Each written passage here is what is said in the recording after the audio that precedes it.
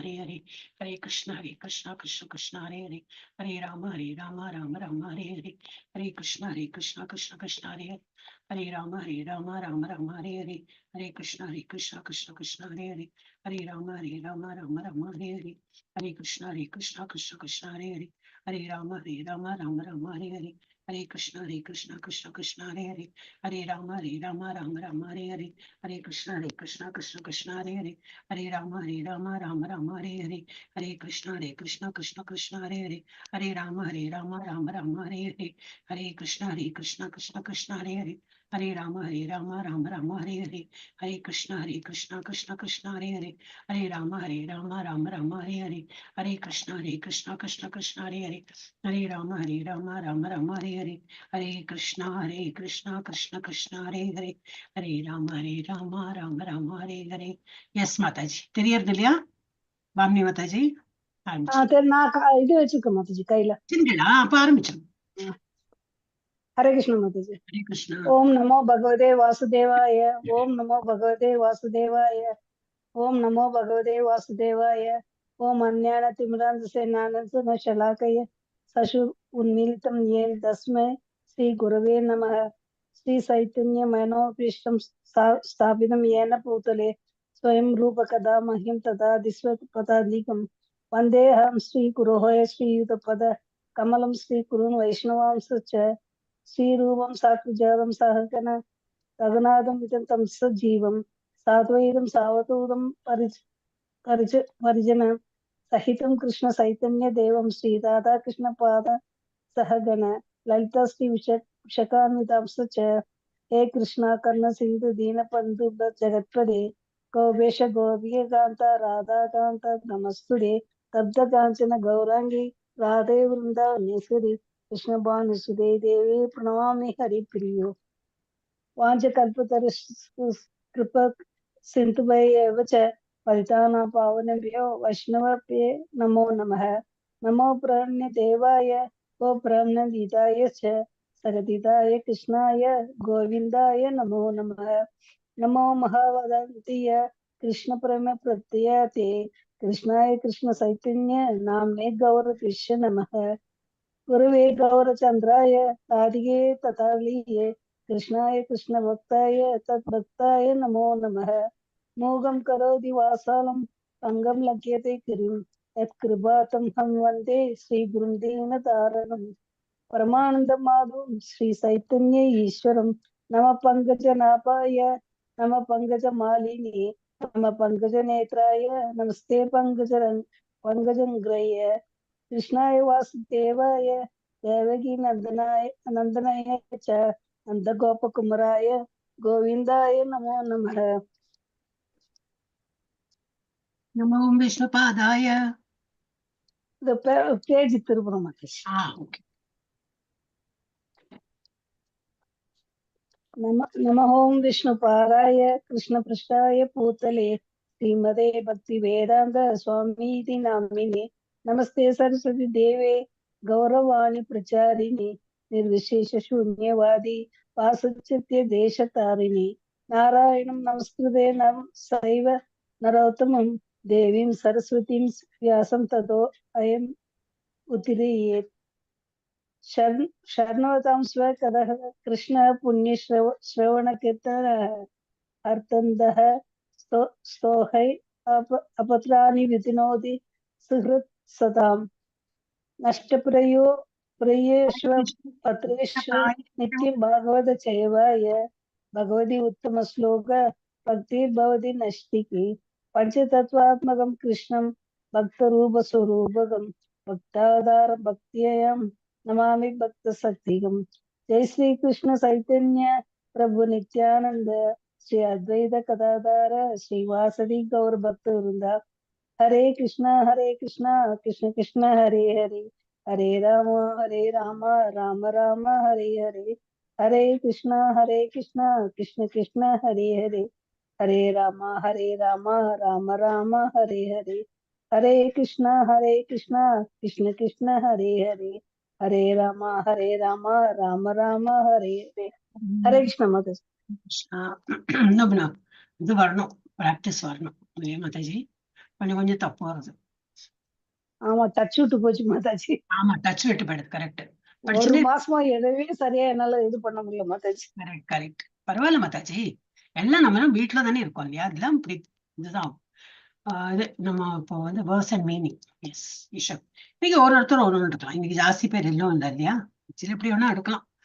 ஒன்று ஏன்னா டைமும் போறது இல்லையா. So we will take one person each shloka. Okay. Yes, நான் ஃபர்ஸ்ட் எடுத்து விடுறேன். ஓம் பூர்ணமதः பூர்ணமிதம் பூர்ணாத் பூர்ணம் உதச்யதே பூர்ணஸ்ய பூர்ணமாதாய பூர்ணமேவாவசிஷ்யதே. முழுமுதற் கடவுள் பக்குவமானவர், பூர்ணமானவர். அவர் பரிபூர்ணமானவர் என்பதால் இந்த ஜட உலகமும் உட்பட அவரிடமிருந்து வெளிப்படுபவை அனைத்தும் பக்குவமான முறையில் பூர்ணமாக உள்ளன. பரிபூர்ணத்திடமிருந்து என்னவெல்லாம் உருவாகுகின்றதோ அதுவும் தன்னில் பூர்ணமானதே. அவர் பரிபூர்ணமானவர் என்பதால் அவரிடமிருந்து பல்வேறு பூர்ண அங்கங்கள் வெளிவந்தாலும் அவர் பூர்ணமாகவே எஞ்சி நிற்கிறார். எஸ், இப்போ பாமினி மாதாஜி, லீலாவதி மாதாஜி, ஸ்ரீலட்சுமி மாதாஜி. படிங்க மாதாஜி. பாமினி மாதாஜி. ஹரே கிருஷ்ண மாதாஜி. ஈஷாவாசிம் இதம் சர்வம் யத்கிஞ் ஜகத்யாம் ஜெகத் தேனே தேனே புஞ்சிதா மா கிருத கஸ்ய ஸ்வித்தனம். ஹரே கிருஷ்ண மாதாஜி. மீனிங் படிச்சிருங்க. தெரியறதா உங்களுக்கு? பிரபஞ்சத்தில் உள்ள அசைவன அசையாதன என அனைத்தும் முழுமுதற் கடவுளால் கட்டுப்படுத்தப்பட்டுள்ளன. அனைத்தும் அவருக்கு சொந்தமானவை. எனவே ஒருவன் தனக்கு அவசியமானவற்றை மட்டும், தனக்கென்று ஒதுக்கப்பட்டுள்ள பங்கினை மட்டும் ஏற்றுக்கொண்டு மற்றவை யாருக்கு சொந்தமானவை என்பதை நன்கு அறிந்து அவற்றை ஏற்றுக்கொள்ளக்கூடாது. ஹரே கிருஷ்ணா. அதுதான் ஃபர்ஸ்ட். செகண்ட் போயிடலாம். லீலாவதி மாதாஜி. குர்வன் ஏவேஹ கர்மாணி ஜிஜி விஷேச்சதம் சமாஹ ஏவம் த்வயி நான்யதே தோஸ்தி ந கர்ம லிப்யதே நரே. ஒருவன் இவ்வழியில் தொடர்ந்து செயல்பட்டால் அவன் நூற்றுக்கணக்கான ஆண்டுகள் கூட வாழ விரும்பலாம். ஏனெனில் இத்தகைய செயல் அவனை கர்ம வினைகளில் பந்தப்படுத்துவதில்லை. மனிதனுக்கு இதை தவிர மாற்று வழி கிடையாது. ஹரே கிருஷ்ண மாதாஜி. ஹரே கிருஷ்ணா. எஸ், ஸ்ரீலட்சுமி மாதாஜி. அசுர்யாத நாம தேவலோகா அந்தேன தமசாவருதா தாம்ஸ்தே பிரத்யாபி கச்சந்தி ஏகே சாத்ம ஹனோஜனா. ஆத்மாவை கொள்பவன் யாராக இருந்தாலும் அசுரர்களின் உலகங்கள் என்றும் அறியப்படும் இருளும் அறியாமையும் நிறைந்த லோகங்களுக்குள் அவன் நுழைந்தாக வேண்டும். ஹரே கிருஷ்ண மாதாஜி. ஹரே கிருஷ்ணா. அனைஜதேகம் மனசோஜவீயோ நைனத்தேவா ஆப்னுவன் பூர்வமர்ஷ தத்தாவதோ அந்யான் அத்யேதி திஷ்டத் தஸ்மின் அப்போ மாதரிஷ்வா ததாதி. என்ன அர்த்தம்? முழுமுதற் கடவுள் தமது இருப்பிடத்தில் நிலை பெற்றுள்ள போதிலும் அவர் மனதை காட்டிலும் வேகமாக செல்லக்கூடியவர். வேகமாக செல்வதில் மற்றவர்கள் அனைவரையும் வெல்லக்கூடியவர். சக்தி வாய்ந்த தேவர்களாலும் அவரை அணுக இயலாது. ஒரு இடத்தில் வீற்றிருந்தாலும் அவரே காற்றையும் மழையையும் வழங்குபவர்களை கட்டுப்படுத்துகிறார். அவரது சிறப்புகள் ஈடு இணையற்றவை. எஸ், லீலாவதி மாதாஜி படிச்சு. பாமினி மாதாஜி. சாரி, பாமினி மாதாஜி. ஹரே கிருஷ்ண மாதாஜி. படிங்க மாதாஜி. தத்யஜதி தன்னைஜதி தத்தூரே தத்வந்திகே தத் அந்தரஸ்ய சர்வஸ்ய தத்வு சர்வஸ்யாஸ்ய பாஹ்யதே. ஹரே கிருஷ்ண மாதாஜி. மீனிங் படிச்சிருங்க. முழுமுதற் கடவுள் நடக்கின்றார், ஆனால் நடப்பதில்லை. அவர் வெகு தூரத்தில் இருக்கின்றார், ஆயினும் அவர் மிக அருகில் இருக்கின்றார். அவர் எல்லாவற்றுக்கும் உள்ளும் இருக்கின்றார், இருந்தும் அவர் எல்லாவற்றுக்கும் வெளியேயும் இருக்கின்றார். ஹரே கிருஷ்ண. ஹரே கிருஷ்ண. லீலாவதி. யஸ்து சர்வாணி பூதானி ஆத்மன் ஏவானு பஷ்யதி சர்வபூதேஷு சாத்மானம் ததோன விஜுகுப்சதே. எவன் ஒருவன் எல்லா ஜீவன்களையும் முழுமுதற் கடவுளின் அம்சங்களாக பார்த்து அனைத்தையும் அவருடைய உறவில் முறையாக காண்கின்றானோ, எல்லாவற்றிற்குள்ளும் அந்த முழுமுதற் கடவுளை காண்கின்றானோ, அவன் ஒருபோதும் யாரையும் எதையும் வெறுப்பதில்லை. ஹரே கிருஷ்ணா. ஹரே கிருஷ்ணா. எஸ், மாதாஜி படிங்க. ஸ்ரீலட்சுமி மாதாஜி. சர்வாணி பூதானி ஆத்மைவ பூத் விஜானத தத்ர கோமோஹ கஹ சோகா ஏகத்வம் அனுபஷ்யதஹ. எல்லா உயிர்வாழிகளையும் ஆன்மீக பொறிகளாக பகவானுடன் தன்மையில் ஒன்றுபட்டவர்களாக காண்பவன் விஷயங்களை உண்மையாக காண்பவனாகிறான். அவ்வாறு இருக்கையில் அவனுக்கு மயக்கம் என்றோ கவலை என்றோ என்ன இருக்க முடியும்? Hare Krishna Mataji. Okay, next. Sapariya chukram makayam avranam asnaviram shuddham apapaviddam kavir manishi paribuhu swayambhor yata tatyato arthan vyadada chashvadibhyah samabhyah. அத்தகு நபர் சரீரமற்றவரும் எல்லாம் அறிந்தவரும் குற்றச்சாட்டுகளுக்கு அப்பாற்பட்டவரும் நரம்புகளற்றவரும் பரிசுத்தமானவரும் களங்கமற்றவரும் தன்னிறைவு பெற்ற தத்துவ அறிஞரும் எல்லாருடைய விருப்பங்களையும் நினைவிற்கெட்டாத காலம் தொட்டு நிறைவேற்றி வருபவரும் அனைவரிலும் தலை சிறந்தவருமான பரமபுருஷ பகவானை உண்மையான முறையில் அறிந்திருக்க வேண்டும். இந்த மாதிரி உள்ளவன் பகவானை கரெக்டா புரிஞ்சுப்பான். எஸ், இப்ப இது 9th படிக்கணும் இல்லையா மாதாஜி? நம்ம இது முடிச்சிட்டோம் இல்லையா? 9th முடிச்சிட்டோம். பாமினி மாதாஜி இது படி. அந்தம் தமஹ பிரவிஷந்தி ஏ அவித்யாம் உபாசதே ததோ பூய இவத்தே தமோ யாம் ரதஹ வித்யாயாம் ரதஹ. ஹரே கிருஷ்ண மாதாஜி. அவித்யாவை வளர்ப்பதில் ஈடுபட்டுள்ளவர்கள் அறியாமையின் இருள் நிறைந்த உலகினில் பிரவேசிக்கின்றனர். பெயரளவிலான வித்யாவை வளர்ப்பதில் ஈடுபட்டிருப்பவர்களோ மேலும் மோசமான நிலையை அடைகின்றனர். ஹரே கிருஷ்ணா. எஸ், இப்ப நான் 10வது சாப்டருக்கு இங்கே போயிடலாம், அங்கேயே இருக்க படிக்கலாம். எஸ், மொத்தம் 17 தான் இருக்கு, 10க்கு வந்துட்டோம் நம்ம. குட்டி உபநிஷத் இது, சீக்கிரம் முடிச்சுடலாம். ஹரே கிருஷ்ணா. 10வது. எஸ், கொஞ்சம் பெருசு பண்றேன்.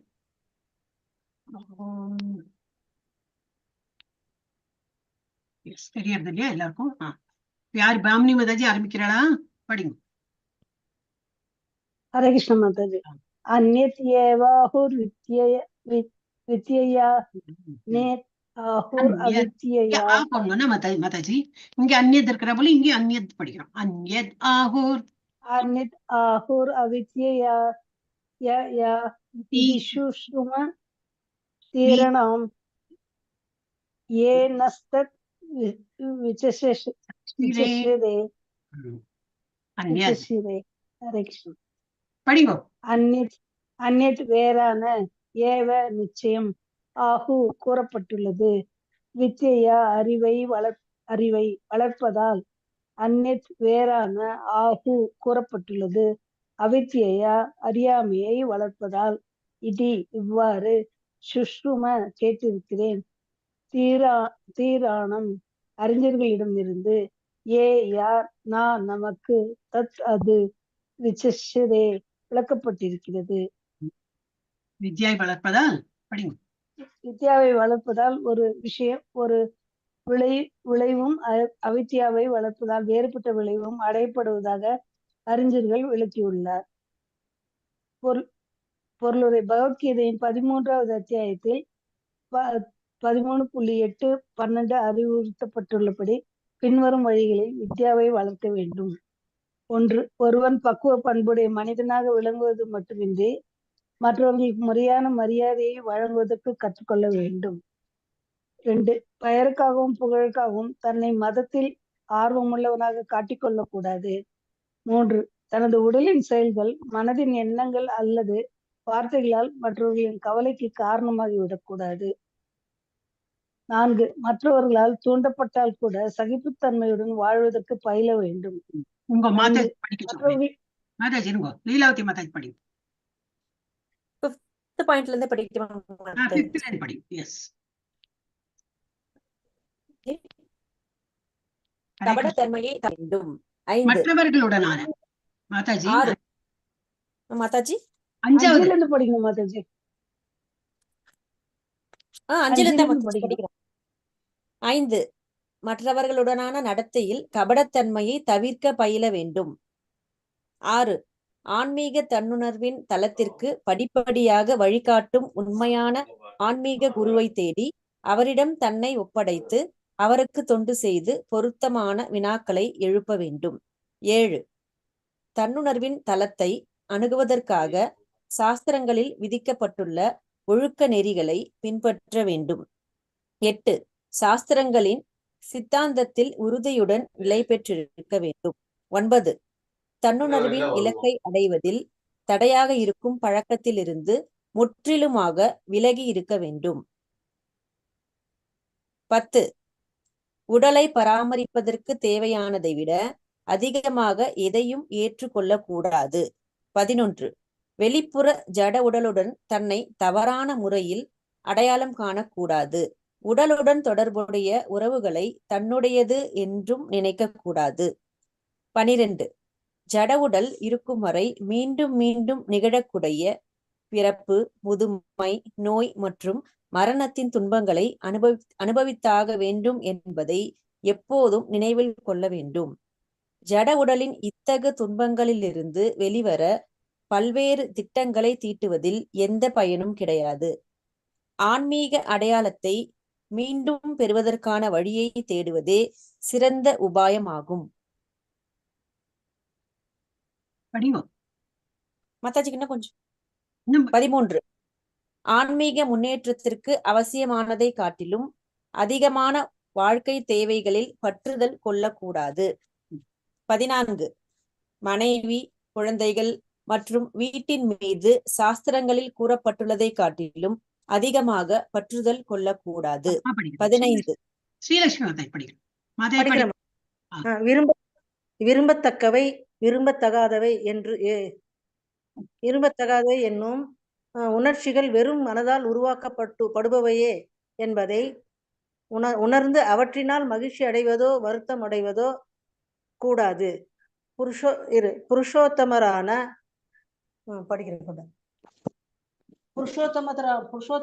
முழுமுதற் கடவுள் ஸ்ரீ கிருஷ்ணரின் களங்கமற்ற பக்தனாகி முழு கவனத்துடன் அவருக்கு தொண்டாற்ற வேண்டும். ஆன்மீக பண்பாட்டிற்கு சாதகமாக இருக்கும் அமைதியான சூழ்நிலையில் தனிமையில் வசிப்பதற்கான விருப்பத்தை வளர்த்து கொள்ள வேண்டும். மேலும் பக்தர்கள் கூடக்கூடிய கூட்டமான இடங்களை தவிர்க்க வேண்டும். ஆன்மீக அறிவே நிரந்தரமானது. பௌதிக அறிவு உடலின் மரணத்துடன் முடிந்துவிடும் என்பதை அங்கீகரித்து ஒரு விஞ்ஞானி அல்லது தத்துவ அறிஞனாகி ஆன்மீக அறிவில் ஆராய்ச்சி செய்ய வேண்டும். இந்த 18 விஷயங்களும் சேர்ந்து உண்மையான வித்யாவை வளர்ப்பதற்கு தேவையான படிப்படியான வழிமுறையை வழங்குகின்றன.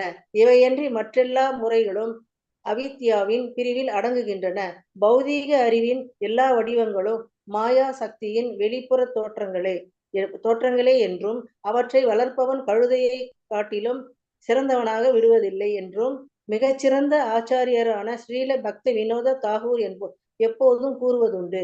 அதே கொள்கை இங்கே ஸ்ரீ ஈஷோபநிஷத்தில் காணப்படுகிறது. பௌதிக அறிவின் முன்னேற்றத்தினால் நவீன கால மனிதன் கழுதையாக மாற்றப்பட்டு வருகிறான். பௌதிக அரசியல்வாதிகளில் சிலர் ஆன்மீகத்தின் போர்வையில் தற்போதைய நாகரிகத்தினை சாத்தான்களுடையது என்று கண்டிக்கின்றனர். ஆயினும் துரதிர்ஷ்டவசமாக பகவத்கீதையில் விளக்கப்பட்டுள்ள உண்மையான அறிவை எவ்வாறு வளர்ப்பது என்பதை அவர்கள் பொருட்படுத்துவதில்லை. எனவே அவர்களால் சாத்தான்களின் நிலையை மாற்ற முடியாது. நவீன சமுதாயத்தில் ஒரு போறோம் அப்புறம் நம்ம இது படிச்சுட்டோமே, அது கொஞ்சம் இன்னும் ஒரு வாட்டி படிச்சுடலாம். ஓகே, இப்ப என்ன வித்யா அவித்யா, அதாவது முன்னாடி ஸ்லோகத்தையும் பார்த்தோம். வித்யானா என்னது? அவித்யா. இது எனிதிங் ரிலேட்டட் டு காட். பகவானை பத்தி நம்ம படிக்கிறோம், ஸ்கிரிப்சர்ஸ் பத்தி படிக்கிறோம் அப்படின்னா அதுதான் ஆக்சுவல் வித்யா. இது பகவத்கீதாலையும் நம்ம படிச்சிருக்கோம். இருந்தாலும் ஈஷோபனிஷத்துல என்ன, இப்போ வாட் இஸ் இது உபனிஷத்லாம் என்னது? எல்லா உபனிஷத்தோட சாரம் தான் பகவத்கீதால போட்டிருக்கு. அது ஒரு ஜஸ்ட் சம்மரி மாதிரி தான் கொடுத்துருக்காங்க. ஸோ நம்ம அந்த சம்மரியை முதல்ல படிச்சுட்டோம். இப்ப நமக்கு என்ன தோன்றது? இப்போ ஈஷோபனிஷத் இந்த மாதிரி உபனிஷத் படிக்கும்போது தோணுது, ஆஹா இது பகவத்கீதால வந்திருக்கேன். எல்லாம் இந்த உபனிஷத்துல இந்த இடத்துல தான் பகவத்கீதாலே போட்டிருக்கா. ஸோ வி நோ ஓவரால் ஒரு பிக்சர் நமக்கு தெரியும் பகவத்கீதா படிக்க. அதனால்தான் பகவத்கீதாவுக்கு அவ்வளவு இம்பார்ட்டன்ஸ். திரும்பி 18 days கோர்ஸ் ஏன் பண்ணோம் அப்படின்னா அதுதான் பேசிக். அது படிக்கதான் நமக்கு ஆக்சுவல் கான்செப்ட் அபவுட் ஃபுல் ஆன்மீகத்தோட கான்செப்ட் அப்பதான் புரியும். அது புரிஞ்சுடணும். அப்ப இதெல்லாம் அப்புறம் எக்ஸ்ட்ரா ஒரு லேயரா நம்ம படிக்கும்போது நல்லா புரியும் நமக்கு. ஸோ இதுல என்ன கொடுத்துருக்க? வித்யா. போன இதுலயும் பார்த்தோம் நம்ம, போன என்னது ஸ்லோகாலையும் வித்யாவை வளர்ப்பதால் என்ன வித்யா? பகவானை பற்றி அண்ட் இது என்னது ஸ்கிரிப்சர்ஸ். அந்த மாதிரி வித்யாவை வளர்ப்பதால் ஒரு விளைவும் அவித்யாவை வளர்ப்பதால் வேறுபட்ட விளைவும் அடையப்படுவதாக அறிஞர்கள் விளக்கியுள்ளனர். இப்ப என்ன சொல்லியிருக்காது? பொருளுரையில பிரபுபாத் என்ன இருக்கார்? பகவத்கீதையின் 13வது அத்தியாயத்தில் 13.8 12 வரைக்கும் ஆல்ரெடி நம்ம படிச்சுட்டோம். திரும்பி அதை பத்தியே தான் இங்க டிஸ்கஸ் பண்றாங்க. அறிவுறுத்தப்பட்டுள்ளபடி பின்வரும் வழிகளில் வித்யாவை வளர்க்க வேண்டும். ஆக்சுவல் வித்யான்னு என்னது? இப்போ கீழே கொடுத்துருக்கேன். அதை 18 படிச்சாதான் அதுதான் வித்யா அப்படிங்கிறார். என்னது அது? ஃபர்ஸ்ட், ஒருவன் பக்குவ பண்புடைய மனிதனாக விளங்குவது மட்டுமின்றி மற்றவர்களுக்கும் முறையான மரியாதையை வழங்குவதற்கு கற்றுக்கொள்ள வேண்டும். நான் படிச்சேன், நான் நல்லவனா இருக்கேன், பட் எதிர எவன் வேண்டாலும் நான் கண்டுக்க மாட்டேன், நம்ம இந்த அரக்கத்தனமா இருக்கேன், அதெல்லாம் பக்குவம் இல்லாத ஒரு பிஹேவியர். அதெல்லாம் போதும். அதுல வித்யால அவன் என்னத்த படிச்சிருக்கான் அப்படி தோணும் இல்லையா? நம்மளே அந்த மாதிரி பாக்குறோம். பெரிய படிப்பான், எல்லாம் படிச்சிருக்கான், ஆனா எப்படி பேசுறான் பாரு, ஒரு மரியாதை கிடையாது அப்படின்லாம் நம்ம சொல்லுவோம். அதே மரியாதையோட நல்லா படிப்பறிவையும் நல்லா படிச்சிருக்கான், நல்லா பிஹேவ் பண்ற அப்படின்னா நமக்கு அதுவும் இதா இருக்கும். நம்ம நிறைய பேர் அந்த மாதிரி பார்த்திருக்கோம். அவளை பத்தி நல்ல பெருமையா சொல்லுவோம். ஸோ அது important. Not only your studies, along with studies நம்மளோட பண்புகள், நம்ம எப்படி பிஹேவ் பண்றோம், பெரியவங்க கிட்டயா இருக்கட்டும், சின்னவங்கள்ட்ட இருக்கட்டும், யார்கிட்ட நம்ம எப்படி பிஹேவ் பண்றோம், எப்படி பேசுறோம், அதுலயும் இட் மேட்டர்ஸ். அது கற்றுக்கொள்ள வேண்டும். அடுத்தது என்னது? பெயருக்காகவும் புகழுக்காகவும் தன்னை மதத்தில் ஆர்வம் உள்ளவனாக காட்டிக் கொள்ளக்கூடாது. நான் இஸ்கான்ல இருக்கேன், நான் திலகம் இட்டுப்பேன், நான் மாலை இப்ப எங்க போட்டாலும் எங்க பார்த்தாலும் நான் இந்த மாலையோட இப்படி ஹரே கிருஷ்ணா ஹரே கிருஷ்ணா காட்டுறதுக்கு ஒரு என்னது போர்வை மாதிரி.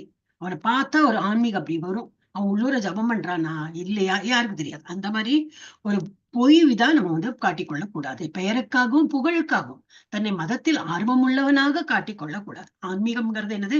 உள்ளூர வரணும், நமக்கு தோணணும். இல்ல நான் இன்னைக்கு காலையில எழுந்துட்டு நான் இன்னைக்கு பண்ணணும், ஜபம் பண்ணலன்னா நான் சாப்பாடே கூடாது, நான் சாப்பிட்டா அது விஷம் தான். நான் பகவத்கீதையில அதுதானே என்னது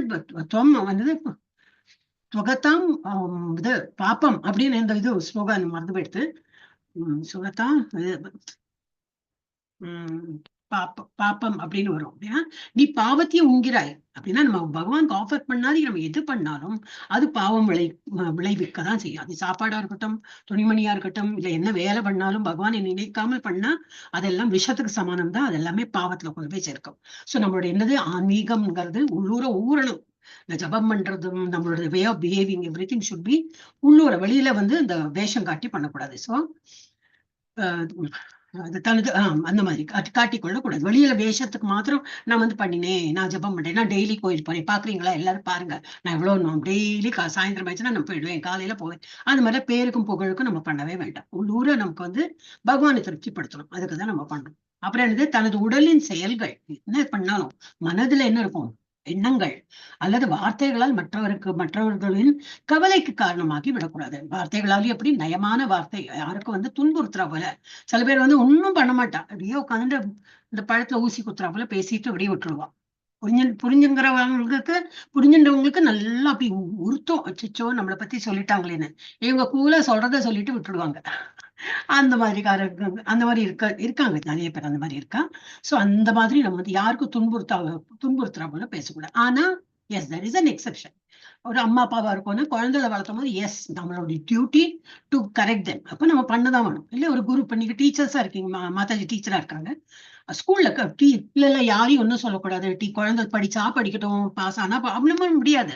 அங்க ஹோம்ஒர்க் பண்ணணும்னா பண்ணதான் வேணும். ஏன் பண்ணலன்னு கேட்கதான் வேணும். ஏன் படிக்கல, ஏன் மார்க் கம்மியாச்சு, பேரண்ட்ஸ் டீச்சர்ஸ் மீட்டிங்ல கம்ப்ளைண்ட் பண்றது பண்ணதான் வேணும். So as a group leader yes, you have to, ஏன்னா அதுதான் உங்க டியூட்டி. உங்க ஸ்வதர்மம் என்னது? To improve them. அவங்க பனிஷ் பண்றது உங்க டியூட்டி கிடையாது. அவங்க மார்க் கம்மியாயிட்டா, கம்மியா போயிடுது, அவங்க படிக்கலன்னா what are you then? You are a teacher, you have to supposed to teach them. மத்தவங்க படிக்கிறாங்க, இந்த குழந்தைக்கு நல்லா வரலன்னா அந்த குழந்தைக்கு அப்ப நம்ம எக்ஸ்ட்ரா எஃபர்ட் எடுத்து சொல்லி கொடுக்கதான் வேணும். இதுதான் நம்ம சொதர்மம். இதெல்லாம் நம்ம உள்ளூர பார்த்து நம்ம புரிஞ்சுக்கலாம். சோ அந்த மாதிரிதான் நம்ம இருக்கணும். அப்ப என்னது? நம்ம வார்த்தைகளாலும் யாருக்கும் துன்புறுத்தக்கூடாதுன்னு நம்ம டியூட்டி முன்னு வரும்போது எஸ், அந்த டைம்ல கண்டிப்பு கராரா பண்ணதான் வேணும். சோ உடலால செயல் பண்றதா இருக்கட்டும், இல்ல மனசார யாரையாவது வாழ்த்துறோமோ, வாட்டவர் நெகட்டிவிட்டி, அது எல்லாமே என்னது அவங்களுக்கு துன்புறுத்துறா போல நம்ம என்னைக்குமே பண்ணக்கூடாது. நம்ம அவங்க கவலைக்கு காரணமாகி விடக்கூடாது. அப்புறம் என்ன கொடுத்திருக்கு? மற்றவர்களால் தூண்டப்பட்டால் கூட சகிப்புத்தன்மையுடன் வாழ்வதற்கு பயில வேண்டாம். நிறைய பேர் இருக்காங்களே, நம்ம நல்லா ஆயிட்டோம்னா, அது இந்த காலத்துல எல்லாம் கலியுகம் அப்படிதான் இருக்கு. நம்ம நல்லா இருக்கோம்னா நம்ம கூட பிறந்திருக்கிற பசங்க இவங்களுக்கே பொறுக்காது சிலப்போ. ஆமா, அவர் நல்லாதான் இருந்தா, அக்காவோ தம்பியோ தங்கையோ யாரு இருந்தாலும் அந்த காலத்துல எல்லாம் சேர்ந்துருந்தோம், இப்ப பாரு அவளுக்கு பணம் வந்துடுத்து, ஒண்ணும் இருக்காது. ஏதோ ஒரு சின்ன விஷயத்த போயிட்டு அவங்க பெரிய இது பண்ணி பேசுவாங்க. நிறைய நம்ம பாக்குறதா, வீட்டுக்கு வீடு வாசப்படி ஆயிடுச்சு. சோ எல்லார் வீட்லயும் இது நடக்கப்பட்டது. அப்ப சொந்த நம்ம கூட இருந்த, கூட விளையாடின, கூட படிச்ச பசங்க நாம எல்லாரும் சேர்ந்து இருந்திருப்போம். அங்கேயே ஒரு விரிசல்லாம் வந்துரும். ஏன்னா போலித்தனம் ஜாஸ்தி. சோ அவங்க எல்லாம் தூண்டி ஏதாவது சொல்லுவாங்க, நம்மள வந்து தூண்டி விடுறா போல. அப்போ நம்ம வந்து சகிச்சுக்கணும். சரி, அவங்களுக்கு அவ்வளவுதான் போராது. நம்ம வந்து நல்ல பக்தியோட இருந்தா, நம்ம பக்தி எவ்வளவு கூடுறதோ இதுக்கெல்லாம் நம்ம மேட்டரே கொடுக்க மாட்டோம். we will not be disturbed. அவங்க சொல்றாங்க கரெக்ட் தான். அவங்களுக்கு அவ்வளவுதான் புத்தின்னு விட்டுடுவோம். நமக்கு வந்து நான் என்னோட டியூட்டி பண்ணிட்டு இருக்கேன், எனக்கு தெரியும் வாட் ஐம் டூயிங். அவங்க சொல்லிட்டுனா இது கொஞ்சம் சொல்லிட்டு போட்டோம், அவங்களுக்கு அறிவு அவ்வளவுதான், அவங்களுக்கு வந்து பக்தி இல்ல, அதான் அவங்க இந்த மாதிரி அவதூறா பேசுறாங்க அப்படின்னு விட்டுடலாம். ஆனா அதுக்கு அது பண்றதுக்கு என்னன்னா, நமக்கு பக்தி கூடணும். நம்ம பக்தி கூட கூட தான் அந்த ஒரு எண்ணம் வரும். இல்லாட்டா நீயாச்சுன்னா நீ என்ன சொல்லு, நான் என்ன கேட்க, அது எப்படி நீ அப்படி சொல்லுவ, அது என்ன நீ அப்படி பண்ணுவ அப்படின்னு ஆரம்பிச்சிடும். ஏன்னா நமக்கு பக்தி இல்லைன்னா அதுலதான் நாட்டம் போகும். பக்தி இருந்ததுன்னா எனக்கு பகவான் இருக்காரே, வாட் எவர் இவங்க என்ன வேணா பேசிட்டு போட்டோம், I believe in him, he is going to give me what I deserve. அந்த மாதிரி ஒரு எண்ணம் பகவான் இடத்துல ஒரு கேரண்டீடு ஒரு ஃபெய்த் அந்த மாதிரி எல்லாம் இருந்துட்டோம்னா, யார் எவன் என்ன சொன்னாலும் ஐம் நாட் பாதர்ட், நமக்கு சகிக்கிற தன்மை வந்துடும். அப்புறம் இந்த ஆன்மீக தன்னுணர்வின் மற்றவர்களுடன் நடத்தையில் கபடத்தன்மை, இது விட்டுட்டோமே. மற்றவர்களுடனான நடத்தையில் கபடத்தன்மையை தவிர்க்க பயில வேண்டும். கபடத்தன்மை என்னது, ஒரு இது கபடம்னு தெரியும் இல்லையா, அந்த போலித்தனமா ஒரு ஏமாத்துற போல அந்த மாதிரி வேண்டாம். நேர்மையா இருக்க பழகணும். இத கபடத்தன்மை வந்து தவிர்க்கணும். ஆன்மீக தன்னுணர்வின் தளத்திற்கு படிப்படியாக வழிகாட்டும் உண்மையான ஆன்மீக குருவை தேடி, நம்மளாம் குருவை தேடவே வேண்டாம். இஸ்கான்ல ஜாயின் பண்ணிட்டோம், அவங்களே கூட்டின்னு போவாங்க. L1 அன்னைக்கு லீலாவதி மாதா சொன்னதான் நினைவு வருது. நான் எதிர்பார்க்கவே இல்லை லெவல் 2 நான் பண்ணுவேன் அப்படின்னு. Because tight schedule. அப்போ என்னது ஏதோ பண்ணிட்டு போயிட்டோம். L2 முடிஞ்சது, இப்ப L3 முடிய போறது. ஆயிடுச்சு. ஈஷோப்பு நிஷாத்மா முடிஞ்சதுன்னா இன்னும் 2 தான். அது முடிஞ்சதுன்னா L3 முடிஞ்சு போயிடும். L4ல டங்குன்னு போயிட்டு உங்களுக்கு உட்காத்தி வச்சுக்குவோம். இதே குரூப் L4 அப்படின்னாக்க நீங்க எங்க ஓட முடியும்? உங்களுக்கே தெரியும். நான் 18ல தானே இருந்தேன், 18 days கோர்ஸ்ல தானே. அதுக்குள்ள நான் எப்படி L2 பண்ணேன், எப்படி L3 பண்ணேன், இப்போ L4க்கு எப்படி வந்துட்டேன், அதுக்குள்ள இப்போ பக்தி சாஸ்திரி வந்துடும், அதையும் கிளியர் பண்ணிட்டேன், நான் எப்படி கிராஜுவேட் ஆனேன் இஸ்கான்ல அப்படின்னு நீங்களே முடிப்பேன் மோஸ்ட்லி எல்லாம். ஆனா என்ன, நம்ம கூட கூட பண்ணிட்டே இருக்கணும், அவங்க கூடயே போனோம். இப்போ ஆன்மீக குரு பிசிக்கலா இருந்து நம்ம கையை பிடிச்சு கூட்டின்னு போகவே வேண்டாம். ஏதோ ஒரு ஃபோர்ஸ் இருக்கு நம்மள அப்படியே கொண்டு செல்லும். ஆனா நம்ம ஆன்மீகத்துல இந்த இதுல வந்து தவறாம இந்த கிளாஸ் எல்லாம் அட்டென்ட் பண்ணி எப்பவுமே பக்தியோட நம்ம காலையில மங்களாரத்தி பார்க்கறதோ ஜபம் பண்றதோ whatever we are doing as it is, அதை நம்ம பண்ணிட்டே இருந்தோம்னாக்கா கண்டிப்பா நமக்கு முன்னேற்றம் கிடைக்கும். சோ ஆன்மீக தன்னுணர்வின் தளத்திற்கு படிப்படியாக வழிகாட்டும் உண்மையான ஆன்மீக குருவை தேடி அவரிடம் தன்னை ஒப்படைத்து. அப்படின்னா என்ன ஒப்படைத்துனா, அப்படி போயிட்டு வீட்டெல்லாம் விட்டுட்டு நான் ஆசிரமத்துல போயிருக்கேன் அதெல்லாம் கிடையாது. ஒப்படைத்துனா சந்தேகமே வேண்டாம், இவா நமக்கு நல்லதான் பண்றாங்க, நம்மளை வந்து கெட்டு போக சொல்லவே மாட்டாங்க. அதான் நான் வந்து ஒரு இதுல சொன்னேன் இல்லையா, வந்து ஆமா இவங்க இஸ்கான்ல இல்லையா ரொம்ப பிரெயின் வாஷ் எல்லாம் பண்ணிடுறாங்க. ஆமா, பிரெயின்ல அவ்வளவு அழுக்கு இருக்குன்னு தானே வாஷ் பண்றோம். உங்களோட பிரெயின்ல நல்லா இருந்ததுன்னா நாங்க ஏன் வாஷ் பண்ண போறோம்? சோ பிரெயின் வாஷே நடக்காது. பிரெயின் வாஷே நடக்கிறது பிகாஸ் அவ்வளவு அழுக்கு இருக்கு, அதெல்லாம் கிளீன் பண்ணோம்னாக்கா எங்களுக்கு வாஷ் பண்ணி தான் ஆகணும். அந்த மாதிரி பாசிட்டிவா எடுத்துன்னு நம்ம பேசலாம். சோ அது மாதிரி அவங்க நம்மளை வந்து நல்ல பாதையில தான் கொண்டு போறாங்க, நமக்கு சந்தேகமே வேண்டாம். அந்த மாதிரி ஒரு இதுல போகணும். அவரிடம் தன்னை ஒப்படைத்ததுதான், தன்னிடம் ஒப்படைத்துனா அதான் without any fear, without any doubt, அப்படியே சரணடைகிறது. அவங்க என்ன சொல்றாங்களோ கேட்கும் போது அவருக்கு தொண்டு செய்து. இப்ப நம்ம ஆசிரமத்துல இல்ல அவருக்கு கால் அமுத்தி கொடு, மசாஜ் பண்ணி கொடு, அதெல்லாம் ஒண்ணுமே நம்ம பண்றது இல்லை. ஆசிரமத்துல பண்றாங்க. எஸ், ஆசிரமத்துல நம்ம குரு யாராவது இருந்ததுன்னா அவங்களுக்கு மாலை போடுறது என்ன, அவங்களுக்கு ஏதாவது வாங்கி கொடுக்கறது, நீங்க பாருங்க உங்களுக்கு தண்ணி நான் கொண்டு வரேன், இப்ப நீங்க இருங்க நான் சாப்பாடு கொண்டு வரேன், எல்லாம் குருக்கு வந்து ரொம்ப இது பண்ணுவாங்க, என்னது சுசுரூஷை பண்ணுவாங்க. நம்மளும் எல்லாம் ஆன்லைன் படிக்கணும், என்ன குரு யாரு குரு ஒன்னும் தெரியாது. அப்ப என்ன அவங்க சொல்றாங்க அது ஜஸ்ட் கேட்டுக்கணும், அவ்வளவுதான். சோ அவருக்கு தொண்டு செய்யறதுன்னு ஜஸ்ட் காதால கேட்டு அவங்க சொல்றபடி நடக்கணும்.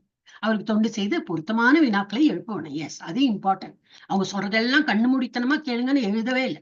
அங்க அர்ஜுனனுக்கு அப்படி இருக்கல இல்லையா, பகவத்கீதை நம்ம பாக்குறோம். ஒரு சாப்டர் ஸ்டார்டிங்ல அர்ஜுனனுக்கு கொஸ்டின்ஸ் வரதான் செய்யறது, கேட்கதான் செய்யறான். இதுதான் என்னது அதுதான் என்னது கேட்கதான் செய்யறான். அவனுக்கு சந்தேகம் வருது, அவனே கேட்கலாம்னா நம்ம கேட்க கூடாதா? கண்டிப்பா நம்மளும் கேட்கணும். சோ கொஸ்டின் கேட்காம குரு சொல்றதெல்லாம் அப்படியே கண்மூடித்தனமா எடுத்துக்கங்கன்னு எழுதவே இல்லை. அர்ஜுனனும் ஃபாலோ பண்ணல, நாமளும் ஃபாலோ பண்ணக்கூடாது. தெரியலையா கேட்கணும். எனக்கும் தெரியல, இப்ப எங்கிட்ட தான் கேட்க முடியும். நீங்க என்ன கிளாஸ் என்னோட தான் அட்டன் பண்றீங்க, எனக்கு தெரியல, I have to approach senior devotee. அவங்களுக்கு தெரியல, அவங்க இன்னும் அவங்களோட சீனியர் டிவோட்டி. இந்த மாதிரிதான் நம்ம வந்து கேட்டு நம்மளோட கன்விக்ஷன் கரெக்டா நம்ம எஸ் இதுதான் எனக்கு புரிஞ்சுது அப்படின்னு அந்த லெவலுக்கு வரணும். அவங்க சொன்னாங்க கேட்டேன், வேற வழி இல்லையா, அவங்க சொன்னாங்க நான் கேட்டு நம்பினேன், அந்த மாதிரி இருக்கக்கூடாது. சோ அவருக்கு தொண்டு செய்து பொருத்தமான வினாக்களை எழுப்ப வேண்டும், அது important. You have to ask question and get your self convinced, அதுதான் அர்த்தம். சோ தன்னுணர்வின் தளத்தை அணுகுவதற்காக சாஸ்திரங்களில் விதிக்கப்பட்டுள்ள ஒழுக்க நெறிகளை பின்பற்றவன். சாஸ்திரங்கள் என்ன சொல்லியிருக்கு? காலையில சீக்கிரம் எந்திரு, முதல்ல அதுல இருந்து ஆரம்பிக்கிறாங்க. மங்களாரத்தி, மங்களாரத்திங்கிறது எப்போ? காத்தால பிரம்ம முகூர்த்தம்.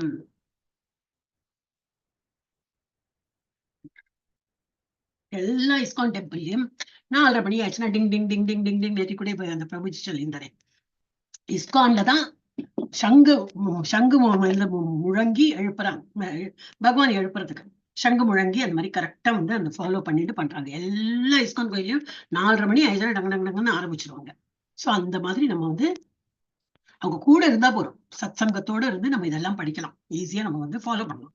ஸோ இதெல்லாம் தான் following the rules and regulations. சாஸ்திரங்க அதெல்லாமே என்ன? தன்னுணர்வின் தளத்தை அணுகுவதற்கு இதெல்லாம் சாஸ்திரத்துல கொடுத்துருக்கு. சங்கு முழங்குறது இப்ப இல்ல, எங்க வீட்டுல சங்கு இல்ல, ஆனா இது இருக்கும்னாக்கா மணியாவது இருக்கும். ஒரு மணியாவது இப்படி மணி அடிச்சுட்டு கதை தரும். இப்ப நீங்க கோயில கூட பார்க்கலாம். இப்ப நம்ம வேற கோயில், இப்ப கேரளா கோயில்ல இந்த நம்ம தமிழ்நாட்டு கோயில கூட ஐ டோன்ட் திங்க் சங்கெல்லாம் இருக்குன்னு எனக்கு தெரியல. அந்த சங்கு இல்லைனாலும் என்ன பண்ணுவாங்க, ஒரு இதாவது பண்ணுவாங்க, பெல் இல்ல பெல் இல்லையா, கை தட்டி இந்த மாதிரி பண்ணிட்டு அப்புறம் கதவை திறப்பாங்க. சோ இட் இஸ் ஆல்வேஸ் அந்த மாதிரி ஏதோ ஒரு சவுண்ட் எழுப்பி தான் பண்ணுவாங்க. இதெல்லாம் சாஸ்திரங்கள்ல எழுதியிருக்கு. ஸோ சாஸ்திரத்துல எப்படி எழுதியிருக்கோ அதை அந்த மாதிரி நம்ம ஃபாலோ பண்ணணும். விதிக்கப்பட்டுள்ள ஒழுக்க நெறிகளை பின்பற்ற வேண்டும். அதுவும் அவங்க கோயிலோட அது இருக்கா. நமக்கு காலையில சீக்கிரம் எழுந்துக்கணும், குளிக்கணும், பகவானுக்கு தொண்டு புரியணும், காலையில எழுந்துட்டு சாப்பிடணும், காலையில கொஞ்சம் லேட்டா தூங்கி எழுந்துக்கணும், கண்ணில் அந்த சூரிய வெளிச்சம் கண்ணில் பட்டு ஊசி அந்த மாதிரி எல்லாம் நம்ம தூங்கக்கூடாது. நான் சண்டே ஆனா தூங்கவே no no not allowed at all. நமக்கு சாஸ்திரத்துல என்ன ஒதுக்கு, சண்டே மண்டேல அப்புறம் தான் அந்த வேர்ட் எல்லாம் வந்திருக்கு. So when we சாஸ்திரம் எழுதப்பட்ட சமயத்துல there was no Sunday, there was no Monday. எல்லா நாளும் ஒரு நாள் தான் பகவானுக்கு சேவை புரியணும். Bus we are all the servitor of the Lord. அப்ப நம்ம அதுதான் வந்து அதுக்குள்ள என்னெல்லாம் விதிக்கப்பட்டுள்ள ஒழுக்க நெறிகள் இருக்கோ அதெல்லாம் நம்ம பின்பற்ற வேண்டும். இப்ப சாஸ்திரங்களின் சித்தாந்தத்தில் உறுதியுடன் நிலை பெற்றிருக்க வேண்டும். சாஸ்திரத்துல என்ன சொல்லியிருக்கா, அப்படின்னா இப்படி இருக்குமோ, அப்படின்னா அதெல்லாம் சரியா இருக்குமோ, அந்த மாதிரி சந்தேகம் இல்லாம இருக்கணும். சாஸ்திரங்கள் எழுதியிருக்கிறது எல்லாமே பகவான் சொன்ன வார்த்தைகள் தான் அது. அப்ப அதுதான் எழுதப்பட்டுள்ளது, அதுதான் நம்ம பின்பற்றணும். அந்த ஒரு உறுதி வேணும். மன உறுதியோடு அதை வந்து நம்பிக்கையோடு நம்ம வந்து பின்பற்றணும். தன்னுணர்வின் இலக்கை அடைவதில் தடையாக இருக்கும் பழக்கங்களிலிருந்து முற்றிலுமாக விலகி இருக்க வேண்டும். தன்னுணர்வு இலக்குல என்னது, நம்ம வந்து இனிமே வந்து நல்லா ஜப்பம் பண்ண போறேன். அந்த டைம்ல தான் இப்ப நல்லா குளிரும். இப்ப வருமே குளிர்லாம் இன்னும் வரல. ஆக்சுவலி எங்க ஊர்ல எல்லாம் வரவே இல்லை. நல்லா குளிர், ரொம்ப இன்னும் நல்லா போத்தி முடி தூங்கலாமா அப்படி தோணும். அதெல்லாம் வந்து தடைக்கற்கள் தான் நமக்கு.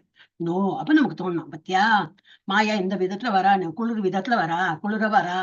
நோ, நீ என்ன விதத்துல வந்தாலும் சரி, எனக்கு காலையில எழுந்துக்கணும்னா எதுக்குதான் போறேன். நான் மங்களாத்தி பார்க்காம இருக்கிறதா இல்ல.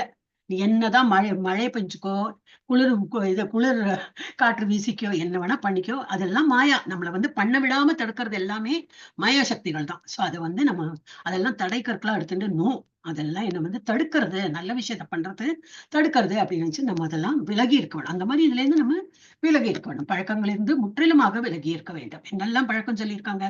இப்ப அடுத்தது இவங்க level 3 எல்லாம் வரும்போது, level 4 எல்லாம் வரும்போது முள்ள டீ காஃபி எல்லாம் கொஞ்சம் கொஞ்சமா விடலாம். என்னன்னா டீ காஃபி குடிக்கிறத பத்தி இல்ல, அது அடிக்ஷன் ஆயிடுவாங்க. அதுதான் ப்ராப்ளம். வேற இதுலயே தண்ணி, இப்ப நான் தண்ணி குடிச்சுட்டே இருக்கேன், இல்ல தண்ணி குடிக்காது, அது அடிக்ஷன். தண்ணி இஸ் குட் ஃபார் ஹெல்த். உள்ள தண்ணி வேணும் நமக்கு.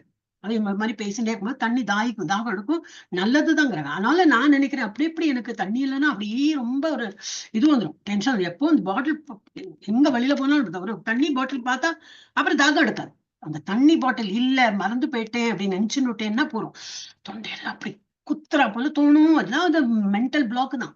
சோ அதெல்லாம் தான் அடிக்ஷன். சோ தண்ணி அடிக்ஷன் நினைச்சேன், பட் இட்ஸ் ஓகே, தண்ணி தானே. பட் வேற எல்லாமே நமக்கு இல்லை, அது இல்லைன்னா முடியாது, எனக்கு அது வேணும், அது இல்லைன்னா முடியாது அப்படின்னு சொல்லிட்டு அந்த வேற பழக்கம். பகவானே நான் ஜபம் பண்ணாம என்னால காலையில ஸ்டார்ட் பண்ண முடியாதுன்னா அதெல்லாம் நல்ல பழக்கம்.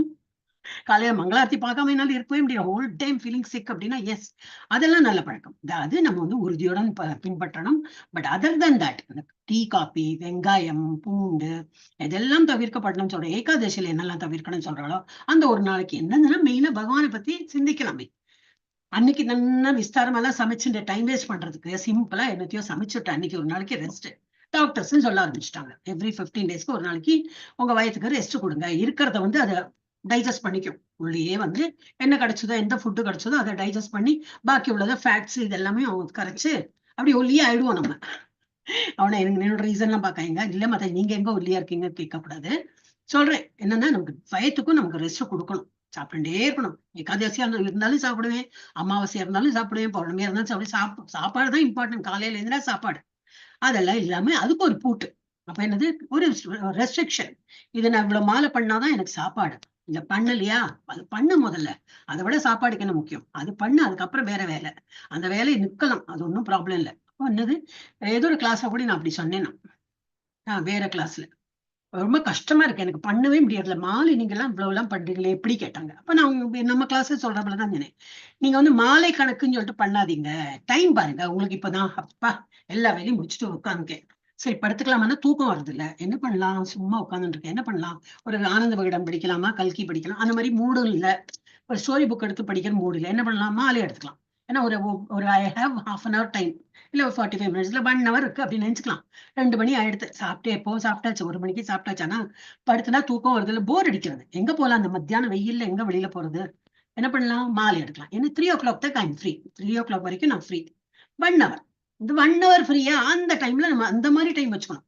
எனக்கு 1 hour ஃப்ரீயா, சொல்ல மாலையோடு ஆரம்பி, அரை மணிக்கு ஃப்ரீயா, மாலையோடு ஆரம்பி. நமக்கு எவ்வளவு நேரம் கையில இருக்கு அதை பார்த்து நம்ம பண்ணும்போது என்னன்னாக்கா எவ்வளவு மாலை வருதுன்னு சொல்லிட்டு கவுண்ட் பண்ணலாம்.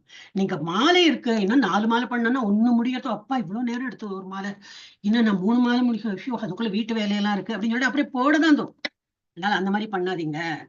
டைம் இருக்கா, இந்த டைம்ல இருந்து இந்த டைம் ஃப்ரீனா அந்த டைம்ல நம்ம வந்து ஃபுல்லா ஜபம் பண்ணி முடிச்ச அப்புறம் பார்க்கணும், சரி இந்த டைம் வரைக்கும் நான் ஃப்ரீ சொன்னேன், அந்த டைம் முடிஞ்சாச்சு, இவ்வளவு மாலை ஆயிடுது, அப்புறம் நம்ம ஃபுல் டேல பாத்துக்கலாம். இந்த மாதிரிதான் டைம் டு டைம் நம்ம பண்ணோம்னா மாலை அதிகமாவே நம்ம பண்ணுவோம். சோ அது வந்து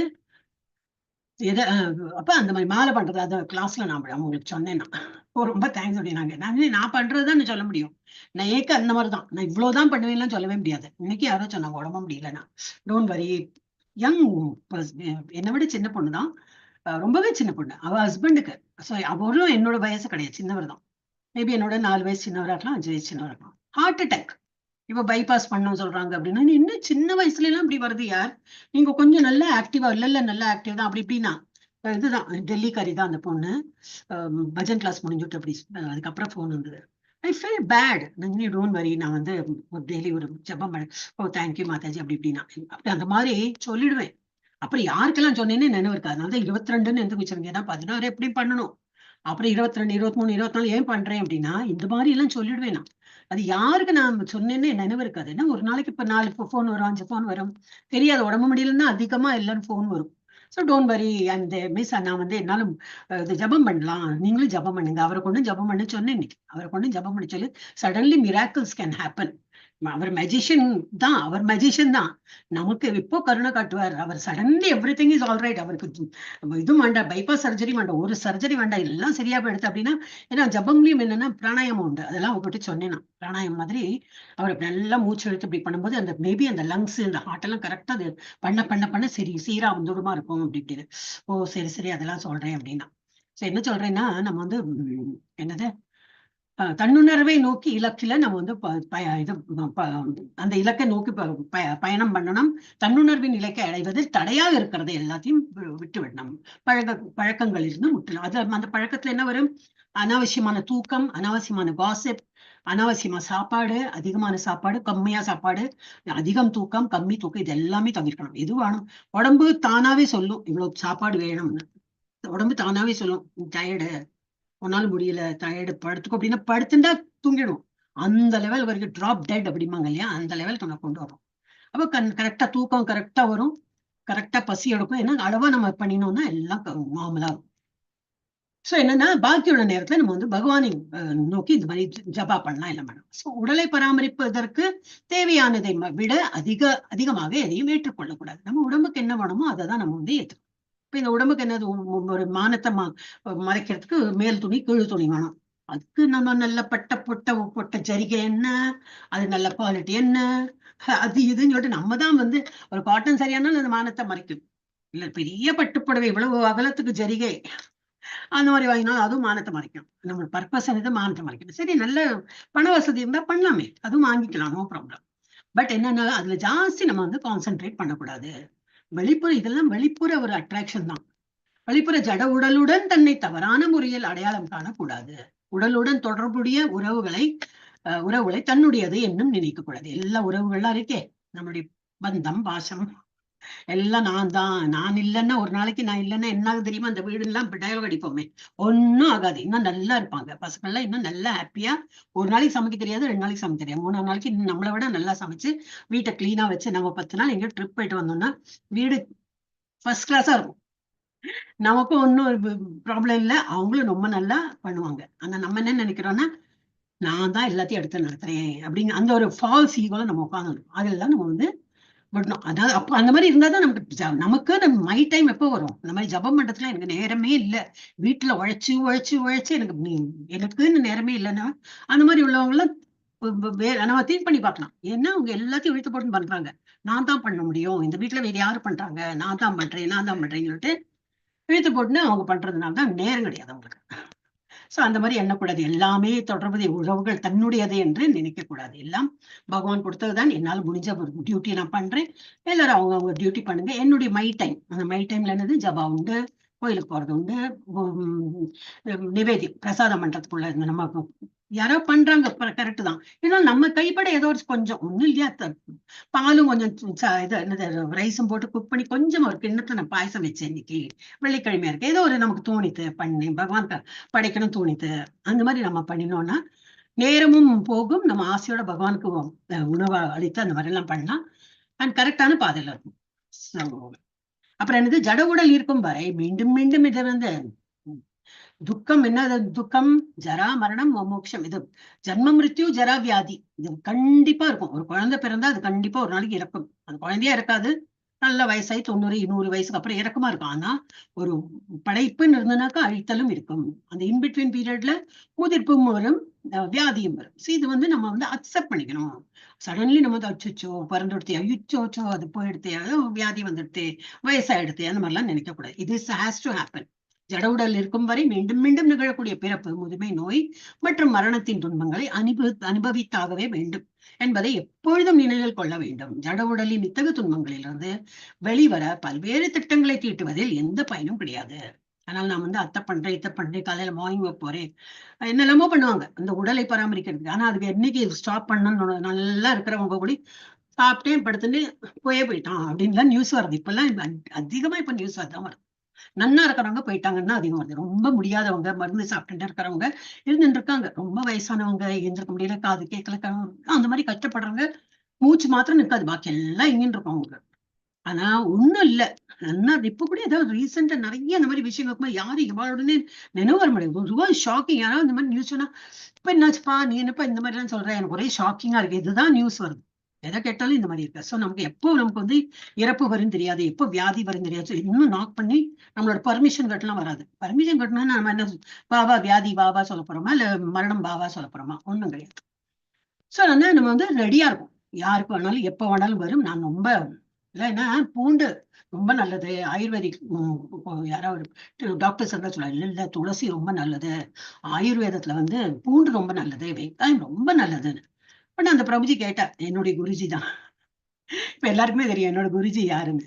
அவர் கேட்டார், ஓ அப்படியா, அப்ப அந்த மாதிரி சாப்பிட்றவங்க யாருமே ஹாஸ்பிட்டல் பக்கம் போனது இல்லையா, அவங்களுக்கு யாருக்குமே உடம்புக்கு வர இல்ல, இல்ல அவங்களுக்கும் வரது உடம்பு, பின்ன என்ன யூஸ், அவங்களுக்கும் வருது நமக்கும் வருது, அப்புறம் என்ன யூஸ், அவங்க ஹாஸ்பிட்டல் பக்கமே போறது இல்ல, வெங்காயம் பூண்டு சாப்பிட்டா போறது இல்லைன்னா எஸ் எல்லாருமே இஸ்கான்னா விட்டுட்டு அங்கேயே போயிடலாம். மருந்து மாத்திரை எல்லாம் சாப்பிடாம வெறும் பூண்டு வெங்காயம் மாத்திரை சாப்பிட்டுன்னா நமக்கு உடல் நல்லா ஆயிடும் அப்படின்னா அதை சாப்பிடலாம். அது ஒரு கேரண்டி இங்க கொடுக்க மாட்டேங்கிறீங்களே. வெங்காயம் பூண்டு சாப்பிடுறவங்களும் ஹாஸ்பிட்டல் போறாங்க, அவங்களுக்கும் கோல்டு காஃப் ஃபீவர் எல்லாம் வரதான் செய்யுது. அப்புறம் என்ன அது இம்பார்ட்டன்ட் அப்படி எப்படி சொல்ல முடியும்? சுப்புன்னு ஆயிட்டாங்க, வாய் அடைஞ்சு போயிடுது. சோ அதனால எதுக்கு சொல்லியிருக்கோ அதை ஒழுங்கா ஃபாலோ பண்ணும்.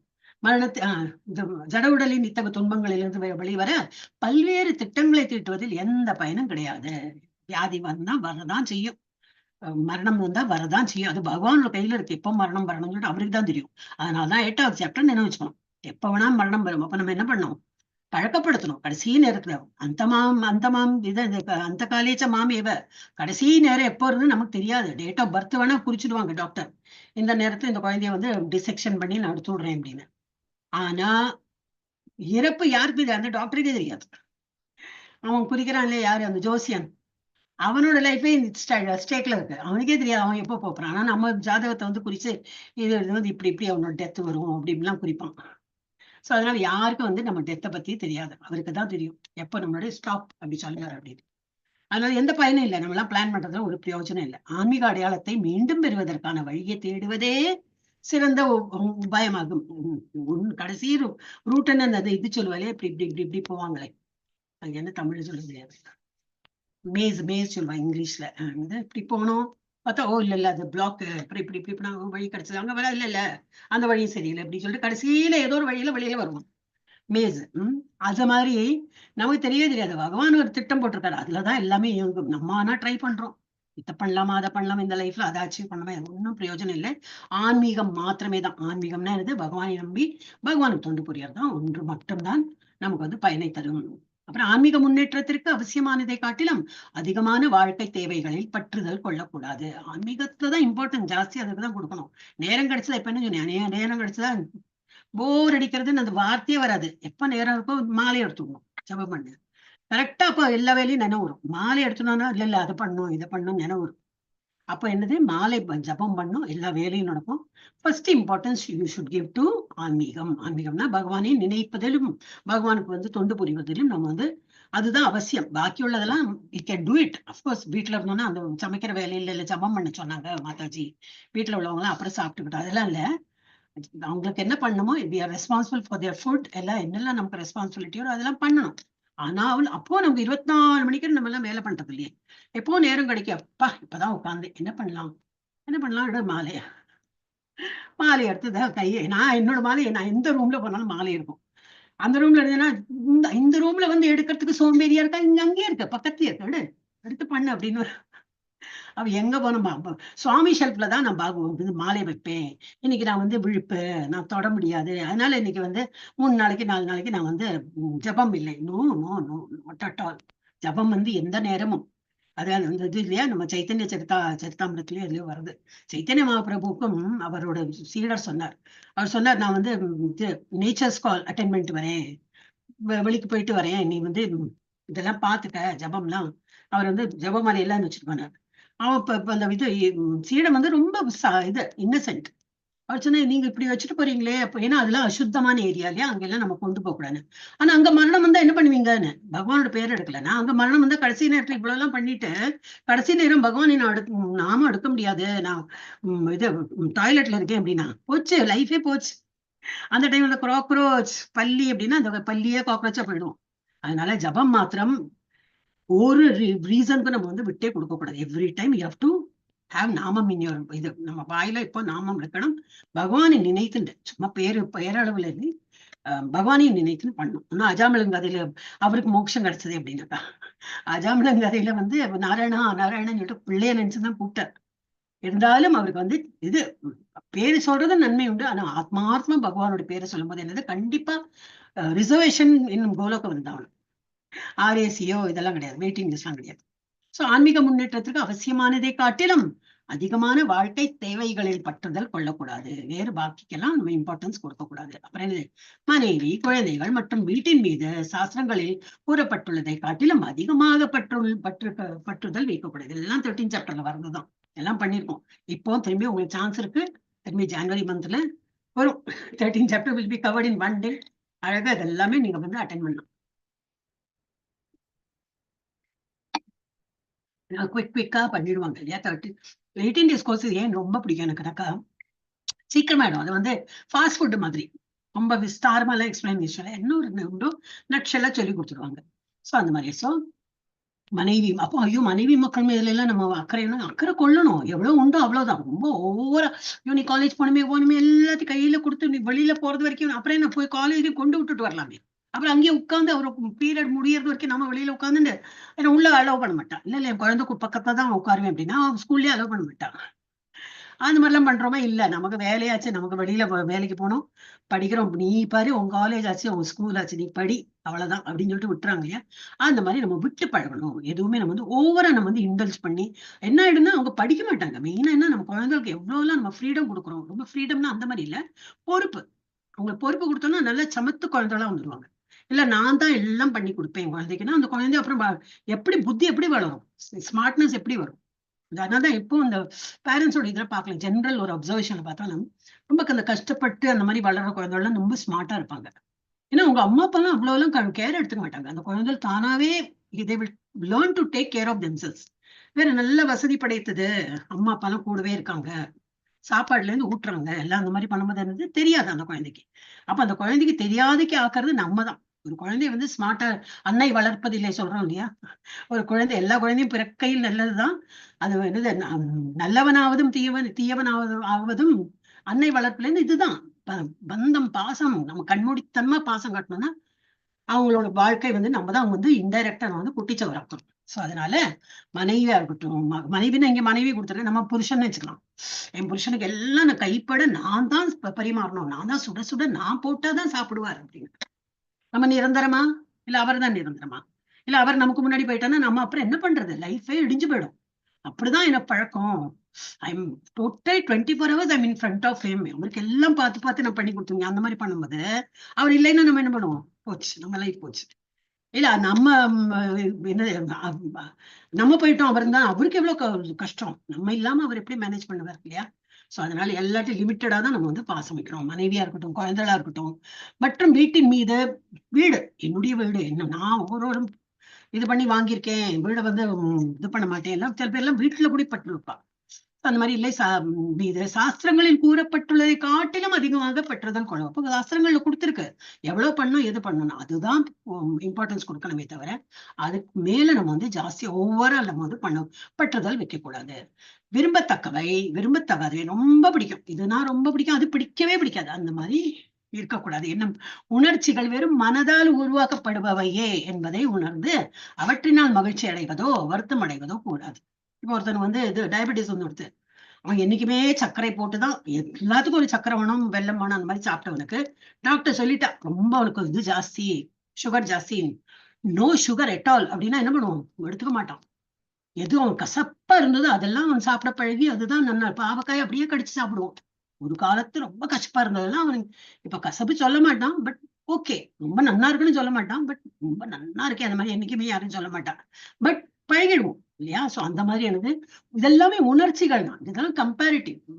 நம்ம மனசுல ஒரு பிளாக் வச்சிருப்போம், அதை வச்சுதான் கசப்பு பிடிக்கும் பிடிக்கலை, கசப்பு திதிப்பு, அப்கோர்ஸ் டேஸ்ட் பட் தெரியும், பட் நம்ம அட்ஜஸ்ட் பண்ணிருக்கோம். நமக்கு ஏதோ வியாதி எல்லாம் வந்து நம்ம அட்ஜஸ்ட் பண்ணிருக்கோம். அது போல ரொம்ப பிடிக்கும் ரொம்ப பிடிக்காது இதெல்லாம் ஒரு கம்பேரிட்டிவ், இதனாலதான் நம்ம சொல்றோம். அதனால இதெல்லாம் உணர்ச்சி எப்படி வருதோ அப்படி. என்னும் உணர்ச்சிகள் வெறும் மனதால் உருவாக்கப்பட்டவை என்பதை உணர்ந்து அவற்றினால் மகிழ்ச்சி, அதனால ரொம்ப சந்தோஷப்பட்டேன், அதனால ரொம்ப வருத்தப்படாது வேண்டாம், சமத்துவத்துல இருக்கணும். அப்புறம் புருஷோத்தமரான முழுமுதற் கடவுள் ஸ்ரீ கிருஷ்ணரின் களங்கமற்ற பக்தனாகி, களங்கமற்றன்னா என்ன அர்த்தம்? என்னைக்கும் ஐ மிஸ் தொண்டன். அது சண்டேயா இருக்கட்டும், என்ன டேயா இருக்கட்டும், வெக்கேஷனா இருக்கட்டும், there's no vacation for devotion. இன்னைக்கு ஒரு பஜன் டீச்சர் எந்தப்பா போன் பண்ணாங்க. சோ நான் அந்த வேர்டு சொன்னேன், இது இங்க கொண்டு நான் இது என்னைக்கு நான் சொல்றதுதான் குழந்தைகளுக்கு சொல்லுவேன். 18 days கோர்ஸ்ல வந்து அவங்களுக்கு 18th day வந்தாச்சுன்னா அடுத்த மாதாஜி நாளைக்கு இருக்குல்ல கிளாஸ் அப்படிம்பாங்க. எல்லாரும் 18 முடிஞ்சிட அப்பாடா. அது காத்தால 6 மணி எங்க வீட்டுல எல்லாம் கத்துவாங்க என் பொண்ணுலாம். பாவம் அவள்லாம் ஏமா காலையில 6 மணிக்கெல்லாம் அவங்க கிளாஸ் வச்சிருக்க பாவம். அது வேற அவங்க கரெக்டா டைம்ல வரலன்னா 6:10 எடுத்தா ஏன் லேட்டுன்னு வேற கேட்க பாவம் இல்லையாம்மா. சின்ன பையன் 3rd standard 4th standard படிக்கிற குழந்தை, அவங்க எல்லாம் ஏன் லேட்டா வர, நம்ம வீட்டு பசங்களாம் நீ பண்ணுவியான்னு. நீ அரே கிளாஸ் 6 மணின்னு அவங்க வந்துதானே ஆனோம். அம்மா அதெல்லாம் பண்ணாதம்மா, இன்டெரக்டா நீ ரொம்ப பாவம் பண்ற அப்படிம்பாங்க. சோ பசங்களாம் படிச்சுட்டாங்க, நோ வெக்கேஷன் ஃபார் டிவோஷன். அதுதான் நம்ம வந்து ஏத்துக்கணும். நமக்கு மூச்சு இருக்கிறது வரைக்கும் என்னது இப்ப தெரிஞ்சு போயிடுது, நம்ம மூச்சு விடுறோமே பகவானுக்கு தொண்டு புரியறதுக்கு தான். அவருக்கு வந்து நன்றி கடனா இருக்கிறதா நம்ம தொழிலே. வேற யாருக்கு நன்றி கடனா இருப்போமோ இல்லையோ, பகவானுக்கு நன்றி கடனா இருக்கணும், அவருக்கு தொண்டு புரியதான் வேணும். சோ அதன் வந்து நம்ம அதுதான் களங்கமற்ற பக்தி. மனசுல இருக்கு, பண்ணணும்னு ஆசை இருக்கு, ஆனா அதனால பண்ண முடியல, அது வேற விஷயம். ட்ரை பண்றோம், எவ்வளவு முடியறதோ அவ்வளவு ட்ரை பண்றோம். ஆனா இம்ப்ரூவ்மெண்ட் ட்ரை மனசுல இருக்கு, நான் பண்ண முடியறது இல்ல, அப்படியே தான் இருக்கு. 4 மாசம் முன்னாடி அப்படிதான் இருந்தேன், இன்னைக்கு எனக்கு மனசுல இருக்கு எழுந்திருக்கணும்னு, ஆனா நான் 7 மணிக்கு தான் எழுந்திருப்பேன். யூஸ் இல்ல. ட்ரையும் பண்ணும், மனசுல ரொம்பவே பண்றதுக்கு ஆசை இருக்கும். பெரிய தங்க விக்கிரகம், தங்க என்னது கவச்சம்லாம் போடணும்னு மனசுல இருக்கும், முடியுமா? முடியாது. அது வந்து மனசுல வச்சுக்கலாம். ஆனாலும் ஏதோ நம்மளால முடிஞ்சது ஒரு பூ மாலையாவது சாத்தலாமே. தினம் ஒரு பூ மாலையை, பூ ஒண்ணு இல்லையா, துளசி மாலை, இதுதான் நம்மளால முடியறதோ அது பண்ணி நமக்கு சாத்தி. எனக்கு வந்து தங்க மாலை போடணும்னு ஆசையா தான் இருக்கு, ஆனா என்னால முடியறது இதுதான் பூ மாலை. அந்த மாதிரி நம்ம வந்து பகவானுக்கு பண்ணோம். சோ இது எப்படி? இதுதான் களங்கமற்ற பக்தி. ஏன்னா நமக்கு வந்து ரொம்ப ஆசை, பகவான் பேர்ல ஆசை, தொண்டு புரியணும்னு ஆசை இருக்கு, என்னால முடியல, but I will try my best to serve you. அப்படி புருஷோத்தமரான முழுமுதற் கடவுள் ஸ்ரீகிருஷ்ணரின் களங்கமற்ற பக்தனாகி முழு கவனத்துடன் அவருக்கு தொண்டாற்ற வேண்டும். அவருக்கு தொண்டாற்றுறது பேரளவில மாத்திரம் இல்லாம அவருக்கு வந்து மனசார நம்ம என்ன ஒரு தண்ணி வச்சு ஒரு துளசி இது போட்டாலும் மனசார கொடுத்தோம்னா கண்டிப்பா அவர் எடுத்துப்பார். அவர் அந்த நம்ம அந்த ஸ்டோரி படிச்சோம் இல்லையா, என்னது 18 days கோர்ஸ்ல வருமே, இது நம்ம உத்தவர் இல்ல, என்னது அவர் பேரு மறந்து போயிடும். பத்திரம் புஷ்பம் இல்ல மாதாஜி, அந்த இவர் அவர் சித்தப்பா என்ன பேரு எப்படி எல்லாமோ பேரு போறது வரும், இது வரைக்கும் இருக்கிறவர் விதுரோட வைஃப் விதுராணி. என்ன பழத்தோல் கொடுக்க எவன் சாப்பிடுவோம்? பழத்தோல் இல்ல நம்ம சாப்பிடுவோமா? சரி கஷ்டப்பட்டு வேணா ஒண்ணு சாப்பிட்டோம் வச்சுக்கலாம், கொடுத்துட்டே இருக்கா. பழத்தோல் கொடுத்தனே பகவான் அக்செப்ட் பண்ணிக்கிறார். அப்படின்னா என்ன அர்த்தம்? நீ பக்தியோடு நீ என்ன கொடுத்தாலும் நான் ஏத்துக்கிறேங்கிறார். அதோட என்ன ஒண்ணும் இல்லையா, அவர் பழத்தோலியே சாப்பிடப்பட்டவர், அவர் தண்ணி கொடுத்தானே ஏத்துக்க மாட்டாரா? எடுப்பேன். ஆனா நான் வந்து உனக்கு தண்ணி கொடுக்குறேன், நான் நல்லா வெங்காயம் இதெல்லாம் போட்டு சாப்பிட்டு அந்த மாதிரிலாம் பண்ணக்கூடாது. நம்ம என்ன சாப்பிட்றோமோ அது. நீ பகவானுக்கு தண்ணி குடிச்சா அன்னைக்கு நீ தண்ணியிலே இருந்து பார்ப்போம். நீயும் தண்ணி குடிச்சு அன்னத்தடைய நீ வந்து இது பண்ணிடும். டைம் அப்படிதான். அந்த day will be going only by drinking water. அது முடியுமா? இல்லையே, நமக்கு வயறுன்னு ஒண்ணு இருக்கே, பசிக்குமே. பகவானுக்கு ஆஃபர் பண்ணணும். ஆனா நான் வெளியில இருந்து பிரெட் சாப்பிட்டேன், பகவான் கொடுக்க முடியாதே. வெளியில இருந்து வாங்குற பொருள் எல்லாம் கொடுக்க முடியாது. பிஸ்கெட்டு பிரெட் எல்லாம் அவங்க காலால மிதிச்சானா கையால மிதிச்சானா நக்கி பார்த்தானா தெரியாது. ஸோ எதுவுமே நம்ம வீட்டுல பண்றதுதான், வெளியில இருந்து வாங்கி படிக்க. அது நார்த் இந்தியன்ஸ் பண்றாங்க. நம்ம நார்த் இந்தியா கோயில போச்சுன்னா டப்பா பேடா கிட பகவான் பேடா வச்சேன் அது பண்றேன். அவங்க கல்ச்சர் அப்படி. இப்ப இன்னும் இப்போ ரொம்ப நார்த் ஸ்வெட்டர் எல்லாம் போட்டுன்னு பகவானுக்கே ஸ்வெட்டர் எல்லாம் போட்டுடுவா. ரொம்ப குளிரா இருக்கு பகவான் குளிர்னு சொல்லிட்டு ஸ்வெட்டர் பகவான் போடு. நம்ம ஊர்ல எல்லாம் ஸ்வெட்டர் எல்லாம் போடுவாளா? நம்ம என்ன பூஜை பண்றவரே ஒரு நல்லா குளிச்சு மேல் இது இருக்காது, என்னது மேல் ஷர்ட் எல்லாம் இருக்காது. அப்படி அந்த இது இல்லாமதான் அவங்க வந்து பண்ணுவாங்க இல்லையா?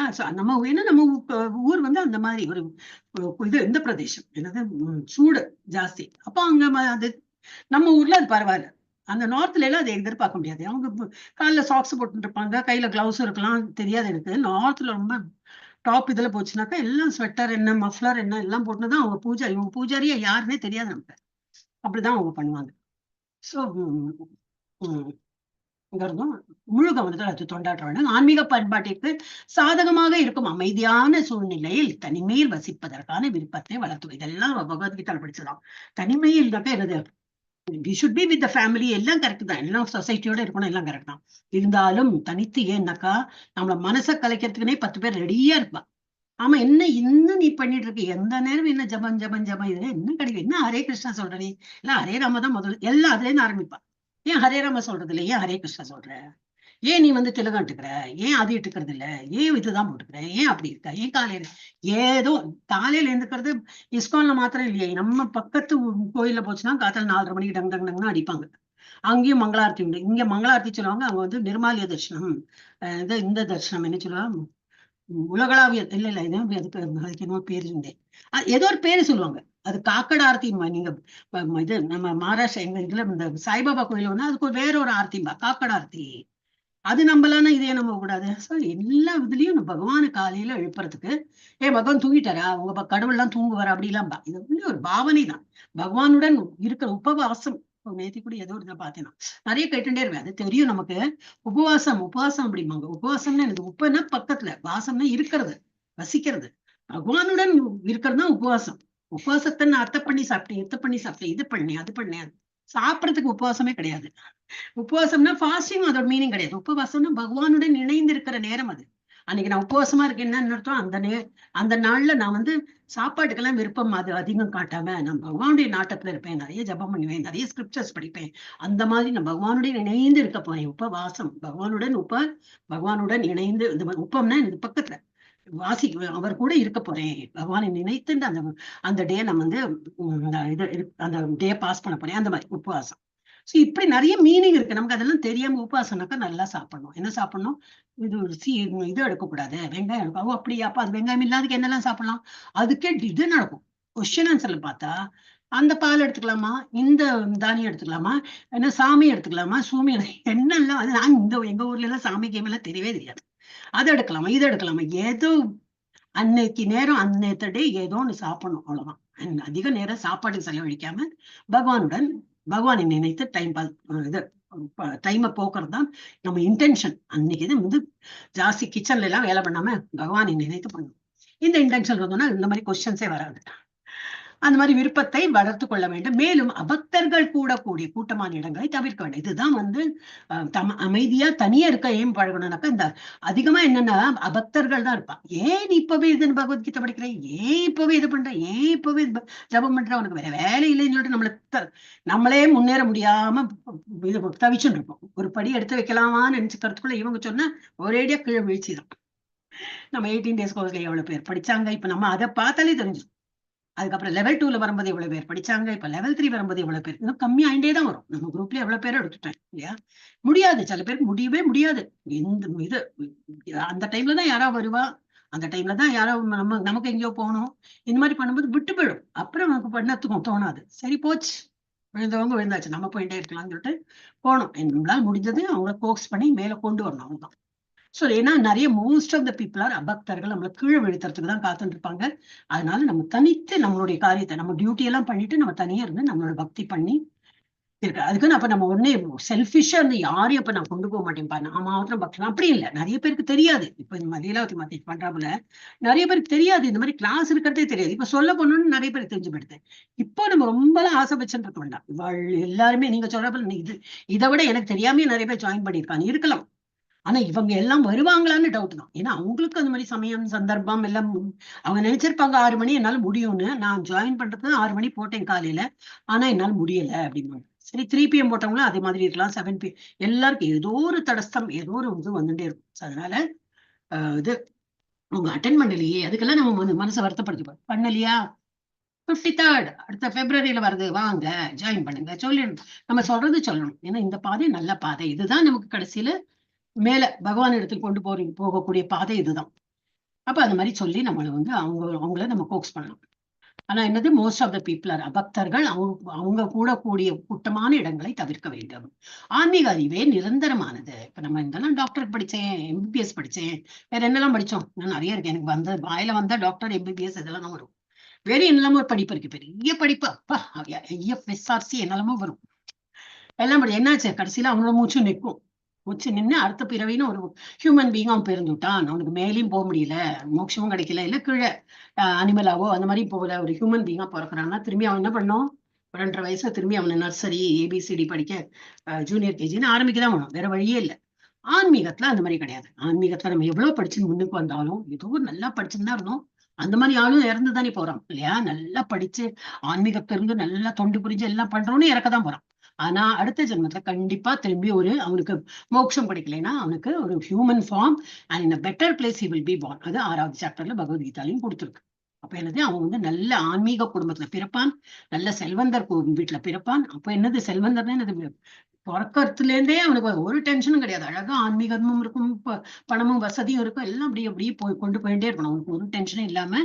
நம்ம இப்போ பாதி டென்ஷன்ல தான் நமக்கு ஜபம் பண்ணோம். ஆனா எனக்கு ஆபீஸ் போய் அந்த டைம்ல போய் சேரணும், காலையில சமைக்கணும், அது பண்ணணும், எனக்கு ஆபீஸ் போனோம், அதனால ஜபம் பண்ண முடியறது இல்லைன்னு இருக்கும். அந்த மாதிரி உள்ளவனுக்கு ஆபீஸே எனக்கு வீட்லயே எல்லாம் அவ்வளவு பண வசதியும் இருக்கும்.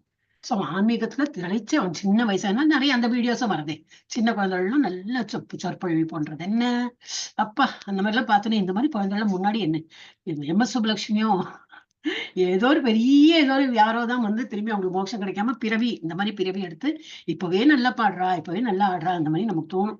ஏதோ ஒரு இதுதான் அவங்களோட ஆத்மாதான் திரும்பி ஒரு ஃபார்ம் எடுத்துன்னு வந்திருக்குன்னு. அப்ப என்னது, அதுதான் நமக்கு நிலைத்து நிற்கும். ஏன்னா ஆல்ரெடி நம்ம அது வரைக்கும் எடுத்திருக்கோம், திரும்பி ஏதோ ஒரு இது காரணம் உடல் எடுத்துன்னு வந்திருக்கோம். ஆனா அந்த அறிவு இருக்கே, நம்ம இவ்வளவு அந்த சின்ன குழந்தை வந்து இவ்வளவு சொற்பொழிவு பண்றதுன்னா அந்த சொற்பொழிவு இருந்த சாதாரண நமக்கு இந்த ஏஜ்லயே வரதில்லை, அந்த குழந்தைக்கு எப்படி வந்தது? ஏன்னா முதல்ல இருக்கிற அந்த சம்ஸ்காரம் அந்த இதெல்லாம் இருக்கும். அதுதான் சூக்ஷ்ம சரீரத்துல உட்கார்ந்து இருக்கும். இது மைண்ட் இன்டெலிஜென்ஸ் இதெல்லாம் அது இந்த ஜென்மத்துல தொடரும். அப்ப சின்ன வயசுலயே நல்லா பாடுறது, சின்ன வயசுலயே நல்லா பேசுறது, இந்த மாதிரி இருக்கும். அதுதான் நிலைத்து நிற்குமே தவிர பாக்கி நம்ம பௌதிக விஷயமா என்னெல்லாம் படிச்சோமோ அதெல்லாம் இட் கோஸ் ஜீரோ. ஸோ ஒரு என்னது, ஆன்மீக அறிவை நிரந்தரமானது. பௌதிக அறிவு உடலின் மரணத்துடன் முடிந்துவிடும் என்பதை அங்கீகரித்து ஒரு விஞ்ஞானி அல்லது தத்துவ அறிஞனாகி ஆன்மீக அறிவில் ஆராய்ச்சி செய்ய வேண்டும். விஞ்ஞானியா இருந்துக்கோ, எல்லாம் கரெக்ட் தான். ஆனாலும் ஆன்மீகம்ங்கிறதுல நீங்க நுழையலைன்னா it will be a waste. இந்த 18 விஷயங்களும் சேர்ந்த உண்மையான வித்யா, இதுதான் உண்மையான வித்யா. இந்த 18 விஷயங்கள் சொன்னதுதான் உண்மையான வித்யா. வித்யானா என்னது? அறிவு, நாலேஜ். இது வளர்ப்பதற்கு தேவையான படிப்படியான வழிமுறையை வழங்குகின்றன. இப்போ இதெல்லாம் தான் ஆக்சுவலி இதுதான் நமக்கு சொல்லி கொடுக்குறாங்க எப்படி ஆன்மீகத்துல முன்னேறணும் அப்படின்னு. பாக்கி இது படிக்க கூடாது அப்படின்னாக்கா படிக்கலாம், அது நமக்கு சம்பாதிக்கணுமே, சாப்பிடணுமே. சம்பாதிச்சாதானே சாப்பாடு.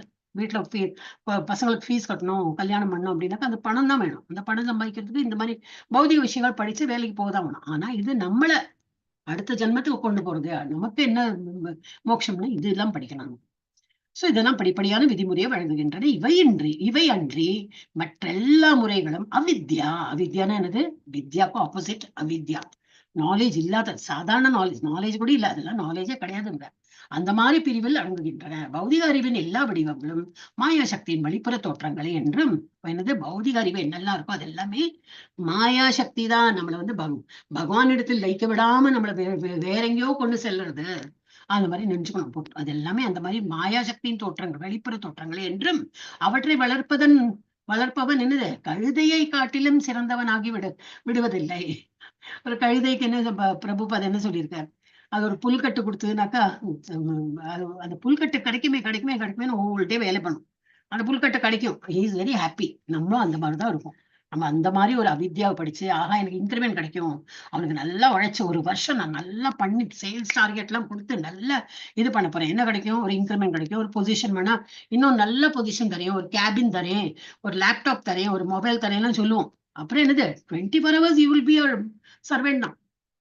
முன்னாடி ஆபீஸ் போயிட்டு அங்க மாத்திரம் வேலை பண்ணிட்டு வீட்டுக்கு வந்துட்டு, இப்ப அப்படி இல்லை, கூடிய லேப்டாப் இருக்கும். அப்படின்னா என்ன அர்த்தம்? போற வழி வர வழி உன்னை கூப்பிடுவான். அந்த மொபைலுக்கு நான் கொடுத்துருக்கேன்ல, என்னது கொடுத்துருக்கேன், எனக்கு வேற யாரும் இல்லையா, மாமா மச்சான் இல்லையா அவனுக்கு கொடுக்கறதுக்கு? உனக்கு ஏன் கொடுத்துருக்கேன்னா, எந்த நேரமும் ஒண்ணு பிடிக்கலாம், எந்த நேரமும் ஒண்ணு கூப்பிடலாம், எந்த நேரமும் உனக்கு வேலை கொடுக்கலாம். ஏன்னா லேப்டாப் கொடுத்துருக்கேனே, வேலை பண்ண, ராத்திரி ஆனாலும் வேலை பண்ணு.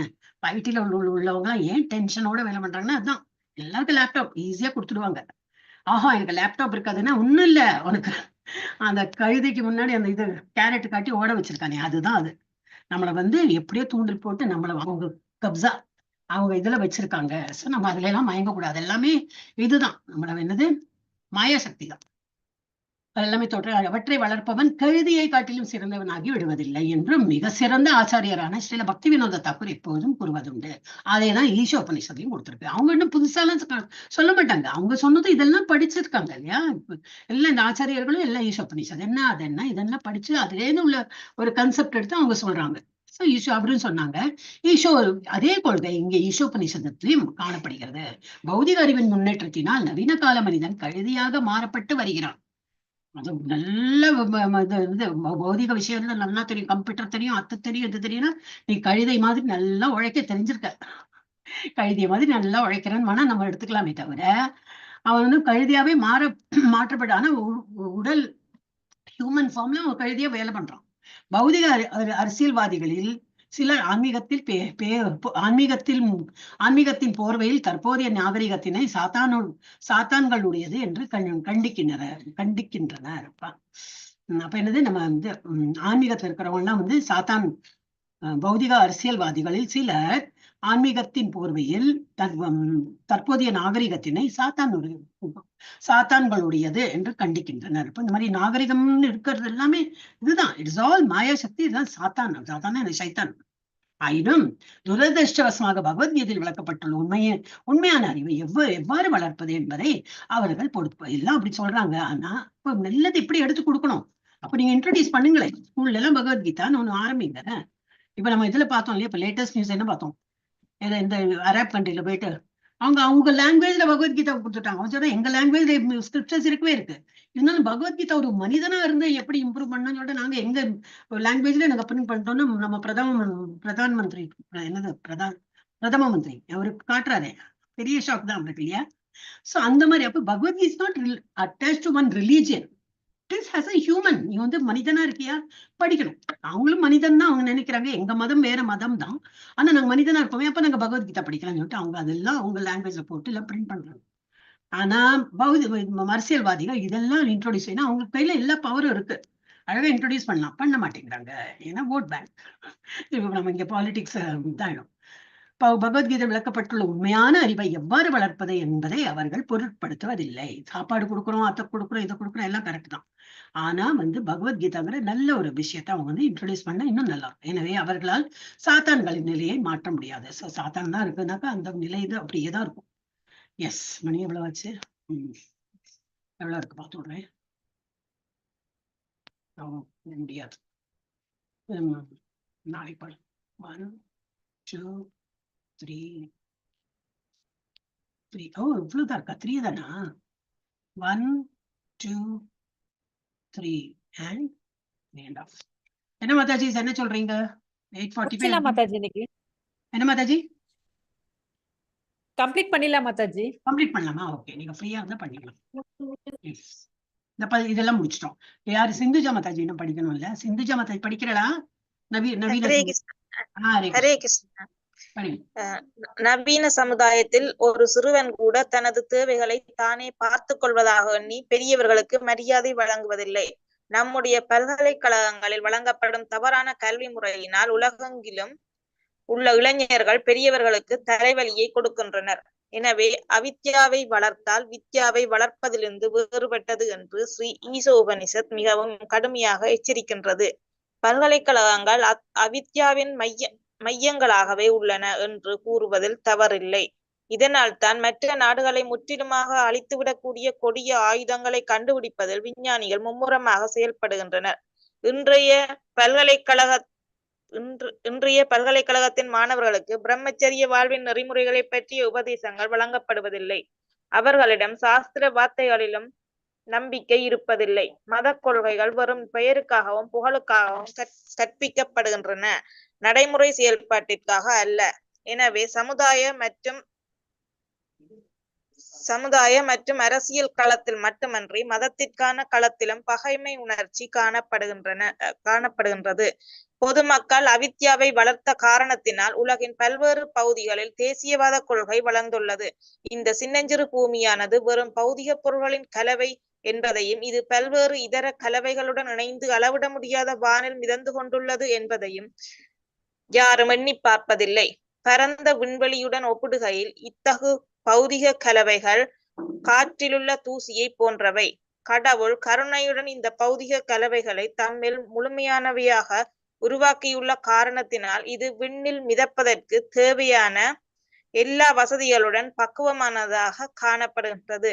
நம்முடைய விண்கலங்களின் ஓட்டுநர்கள் தங்களது சாகசங்களை நினைத்து மிகவும் பெருமைப்படலாம். ஆனால் கிரகங்கள் என்று அறியப்படும் இந்த மாபெரும் பிரம்மாண்டமான விண்கலங்களின் உன்னத ஓட்டுநரை பற்றி அவர்கள் சிந்திப்பதே இல்லை.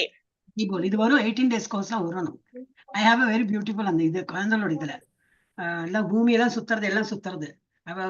பகவானோட இந்த ஜஸ்ட் இப்படி அதுகள் கொஞ்சம் இப்படி லூஸா எங்கேயோ போறான்னு அது முழிச்சுக்கிறது. பகவான் இப்படி இழுக்கிறார். எல்லாம் உங்க எனது கயிறு எங்கிட்டுதான் இருக்கு, நான் இழுக்கிறேன், கரெக்டா அந்த பாதையில போங்க. சோ பூமி அதே பாதையில போறது, அதே ஆர்பிட்ல அதே ஸ்பீட்ல போயிட்டு இருக்கு. மார்ஸ் அதோடைய ஆர்பிட்ல அதோடைய ஸ்பீட்ல போறது. இந்த மாதிரி ஒரு கிரகமும் அதோடைய இடத்துல போறது யாரோட காரணம்? பகவானுடைய காரணம். பகவான் இருக்கிறதுனாலதான் அது இருக்கு. அது யாரும் நினைவு வச்சுக்க மாட்டேங்கிறாங்க அப்படின்னு. எஸ், அப்ப நம்ம நவீன சமுதாயத்தை இதெல்லாம் படிக்கணும். இப்ப மாடர்ன் டேஸ்ல எப்படி இருக்கு? ஒரு சிறுவன் கூட தனது தேவைகளை தானே பார்த்துக் கொள்வதாக எண்ணி பெரியவர்களுக்கு மரியாதை வழங்குவதில்லை. இப்ப நிறைய நம்ம பார்க்கலாம். அது இந்த காலத்துல எக்கச்சக்கமா எடுத்தது. எஸ்பெஷலி பட் நார்த்ல இன்னும் இருக்கு. நார்த்ல இது ஏர்போர்ட்டா இருக்கட்டும், என்னவா இருக்கட்டும், அவங்க ஃபர்ஸ்ட் முண்டாக்கு இப்படி போட்டுப்பாங்க. அப்புறம் பாயிலாகும். என்னதான் பெரிய இடமா இருந்தா, அது ஹோட்டலா இருக்கட்டும், என்ன பெரிய இருந்தாலும் ஒண்ணு தலை குனிஞ்சு நமஸ்காரம் பண்ணுவாங்க. நம்ம இதுல அது கிடையாது. இது அட்லீஸ்ட் வேற ஒரு ஃபாரினர்ஸ் அந்த மாதிரி ஒரு கிறிஸ்டியன்ஸ்ல ஒரு ஹக்காவது பண்ணுவாங்க, ஷேக்கன். நம்ம எல்லாம் அதுவும் கிடையாது, ஒன்றும் கிடையாது. வணக்கம் பண்ணணும், இப்படி அழகாக குனிஞ்சு வணக்கம் பண்ணணும், அது கூட பண்ண மாட்டேங்கிறாங்க. ஒரு ஹாய், ஒரு பாய், அது நம்ம இதுல ரொம்ப மோசமா எடுத்து. நம்ம ரொம்ப லிபரல் இல்லையா? நம்ம இந்துஸ்ல என்ன எடுத்து, நான் இந்துஸ்னே சொல்ல வேண்டாம், கொஞ்சம் படிப்பு இருந்தாலே போதும். ஒரு இந்துவா இருக்கணும்னு இல்லை, கொஞ்சம் படிப்பு இருந்ததுன்னா எனக்கு இங்கிலீஷ் தெரியும், டாட் போட்டு நான் இங்கிலீஷ்ல பேசுவேன். அப்ப நான் என்ன ஹாய் சொல்லலாம். அது வேற நம்ம இந்த மாதிரி கல்ச்சர்னு சொல்லிட்டாங்களே. கல்ச்சர்னா இது இப்ப மாடர்ன் பேரண்ட்ஸ் பசங்களை ஃப்ரெண்ட்லியா தான் நடத்தணும், அடிச்சு எல்லாம் வளர்த்தக்கூடாது. நாங்களாம் சின்னதா இருக்கும் அடி, அது நான்லாம் ரொம்ப அடி இது ரொம்ப இது பண்ணுவேன். மஸ்தி என்னது விளையாட்டு நிறைய எது இருந்தாலும் ஒரு விளையாட்டு போக்கோட தான் நான் வந்து பண்ணுவேன். அதுக்கெல்லாம் அவங்க எங்க அம்மா ரொம்ப ஸ்ட்ரிக்ட், ரொம்ப கண்டிப்பு கராரும் இப்படி அடிதான் ஃபர்ஸ்ட் வாயால பேசுறத விட ஃபர்ஸ்ட் பட்டான்னு அடி. அந்த மாதிரி நம்ம வந்ததுனால இன்னைக்கு நமக்கு வந்து பெரியவாளுக்கு மரியாதை ஆட்டோமேட்டிக்கா எழுந்துடுவோம். யாராவது வந்தாங்கன்னா ஃபர்ஸ்ட் நம்ம எழுந்துப்போம். அவங்களுக்கு நம்ம சொல்லணும், ஏய் ஏந்திரி, யாரும் வந்திருக்காங்க ஏந்திரு அப்படின்னு நம்ம சொல்லணும். இப்ப அந்த மாதிரி ஒரு கலாச்சாரம் வந்துடுது. சோ நவீன சமுதாயத்தில் ஒரு சிறுவன் கூட தனது தேவைகளை தானே பார்த்துக் கொள்வதாக எண்ணி பெரியவர்களுக்கு மரியாதை வழங்குவதில்லை. நானே தனி செல்ஃப் மேட் மேன் அப்படின்னு. உன்னை பிறக்க வச்சதே உங்க அம்மா தானே, நீ என்னத்த செல்ஃப் மேடு? அதெல்லாம் அவனுக்கு தெரியவே தெரியாது. சின்ன வயசுல அவ்வளவு வியாதி வந்திருக்கும், ஃபீவர் வந்திருக்கும், ஓடி இருப்பாங்க, ராத்திரி எல்லாம் கண்முழிச்சிருப்பாங்க, அழுதுருப்போம், எல்லாம் அதெல்லாம் மறந்துருப்போம். ஆனா ஐம் செல்ஃப் மேட் மேன், நானே எல்லாம் பண்ணி. அது ஃபாரின் கல்ச்சர்ல அப்படிதான் இருக்கும். எனவே நம்முடைய பல்கலைக்கழகங்களில் என்னது வழங்கப்படும் தவறான கல்வி முறையினால் அது வேற ஒரு எக்ஸ்ட்ரா. அந்த மாதிரி ஒரு கல்வி முறையில என்னது பெரியவாளுக்கு ரெஸ்பெக்ட் கொடுக்கணும், இதெல்லாம் வந்து நமக்கு அந்த கல்ச்சரே கிடையாது. அதெல்லாம் ஒண்ணும் சொல்லி கொடுக்கறதுனால உலகெங்கிலும் உள்ள இளைஞர்கள் பெரியவர்களுக்கு தலைவலியை தான் கொடுக்குறாங்களே தவிர, எனவே ஒரு இதா இல்லை, அவங்க தேர் நாட் வெரி ஃப்ரெண்ட்லி. அந்த மாதிரி ஒண்ணு இல்லைன்னு ஒரு டீனேஜ், யார் வீட்டுல ஒரு டீனேஜ் பசங்க இருந்தா போதும், யூ கேன் எக்ஸ்பீரியன்ஸ். நம்ம ஒண்ணு சொன்னா 10 திரும்பி சொல்லுவா, நம்ம சொன்னதை கேட்க மாட்டா. நீ நம்ம சொன்னோமே சொல்லி திருப்பி வேற விதமா சொல்லுவா. Mostly I'm not saying every வீடு நம்ம இப்போ பக்தனோட இல்லையா மாதாஜி எங்க பசங்க எல்லாம் அந்த மாதிரி இல்லைன்னு சொல்லலாம். அது அந்த மாதிரி பசங்க எவ்வளவு பேர் இருக்கா, ரொம்ப ரேர். ஏன்னா நானே பார்த்திருக்கேன், எங்கிட்டயே சொல்லுவாங்க, எங்க பிள்ளை பேரு அமர், நீ சொல்லாதே, உங்க அமர் மாதிரி எல்லாம் இருக்க முடியாதுப்பா அவன் எல்லாம் அப்படின்பா.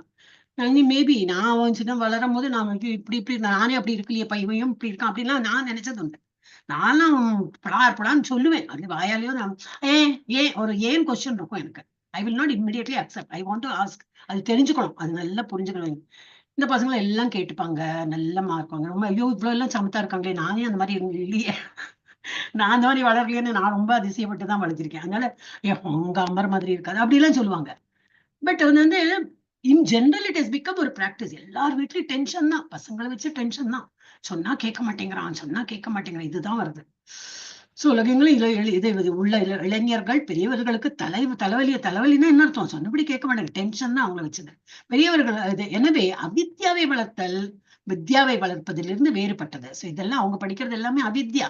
வித்யாங்கிறது அவங்க படிக்கலன்னு அதுல இருந்தே தெரியறது, இதெல்லாம் வேறுபட்டது என்று ஈஷோபினிஷத் மிகவும் கடுமையாக எச்சரிக்கின்றது. பல்கலைக்கழகங்கள் அவித்யாவின் மையங்களாகவே, ஏன்னா என்னது, நான் எக்கனாமிக்ஸ் சொல்லி கொடுத்தேன், என்னவோ பொருளாதாரம் ஏதோ ஒரு கண்ட்ரி நம்ம நேஷனல் லெவல்ல சொல்லி கொடுப்பாங்க. வீட்டுல எப்படி பிஹேவ் பண்ணும், வீட்டுல எப்படி எக்கனாமிக்கா அம்மா வந்து ஏதோ ஒரு கொஞ்சம் கிடைச்ச காசுல நமக்கு ஃபீஸையும் கட்டி வீட்டையும் ஏதோ மேனேஜ் பண்றாங்க. அவங்க எப்படி மேனேஜ், அதெல்லாம் தெரியும். எனக்கு அது வேணுதான் வேணும், எனக்கு இந்த பர்த்டேக்கு சைக்கிள் வேணும், எனக்கு இதுதான் வேணும் அதுதான் வேணும்னு சொல்லிட்டு கண்டிப்பு கராரெல்லாம் சொல்லி அம்மா அப்பா பாவம் 6 வயது சாப்பாடு இல்லாம எல்லாம் படுத்துட்டு பசங்களுக்கு வேண்டி அந்த மாதிரிலாம் வாங்கி கொடுத்து எல்லாம் நிறைய வீட்டுல அந்த மாதிரி நடக்கிறாங்க. சோ அவங்க என்ன, அவங்க வந்து அவித்யால முழுங்கி இருக்காங்க. அப்ப வித்யா யாரு சொல்லிக் கொடுக்கணும், கவர்மெண்ட் சொல்லி கொடுக்கறது இல்ல.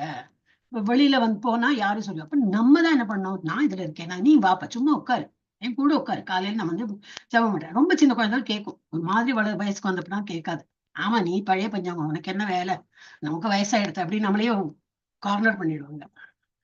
சோ அவங்க வந்து என்னன்னாக்க எல்லா இடத்துலயும் அவித்யா தான் இருக்கு. சோ வித்யாங்கிறது ஆன்மீகம் வந்து நம்ம வீட்டுல இருந்து பழக்கப்படுத்தும். பல்கலைக்கழகங்கள் அவித்யாவின் மையங்களாகவே உள்ளன என்று கூறுவதில் தவறில்லை. இதனால் தான் மற்ற நாடுகளை முற்றிலுமாக அழித்து விடும். அதனால என்ன பண்றாங்க, இப்போ எனக்கு பிடிக்கலையா உன்னை அழிச்சு விடுறேன்னு சொல்லிட்டு பாம்பு, நீயும் அழிய போற, அது தெரியறது இல்ல. அதை விட நம்ம ஆன்மீகத்தை வளர்த்தினோம்னா, இல்லப்பா இப்படி இருக்கணும், யாரையும் துன்புறுத்தக்கூடாது. இப்ப ஒருத்தன் வந்து ரொம்ப இதா இருக்கான், என்னது நக்சலைட் வாட்டவர், அவனுக்கு ஒரு ரிலீஜன் இருக்கும், அந்த ரிலீஜன்ல அப்படியே சொல்லி கொடுத்துருக்காங்க, இல்லவே இல்லை.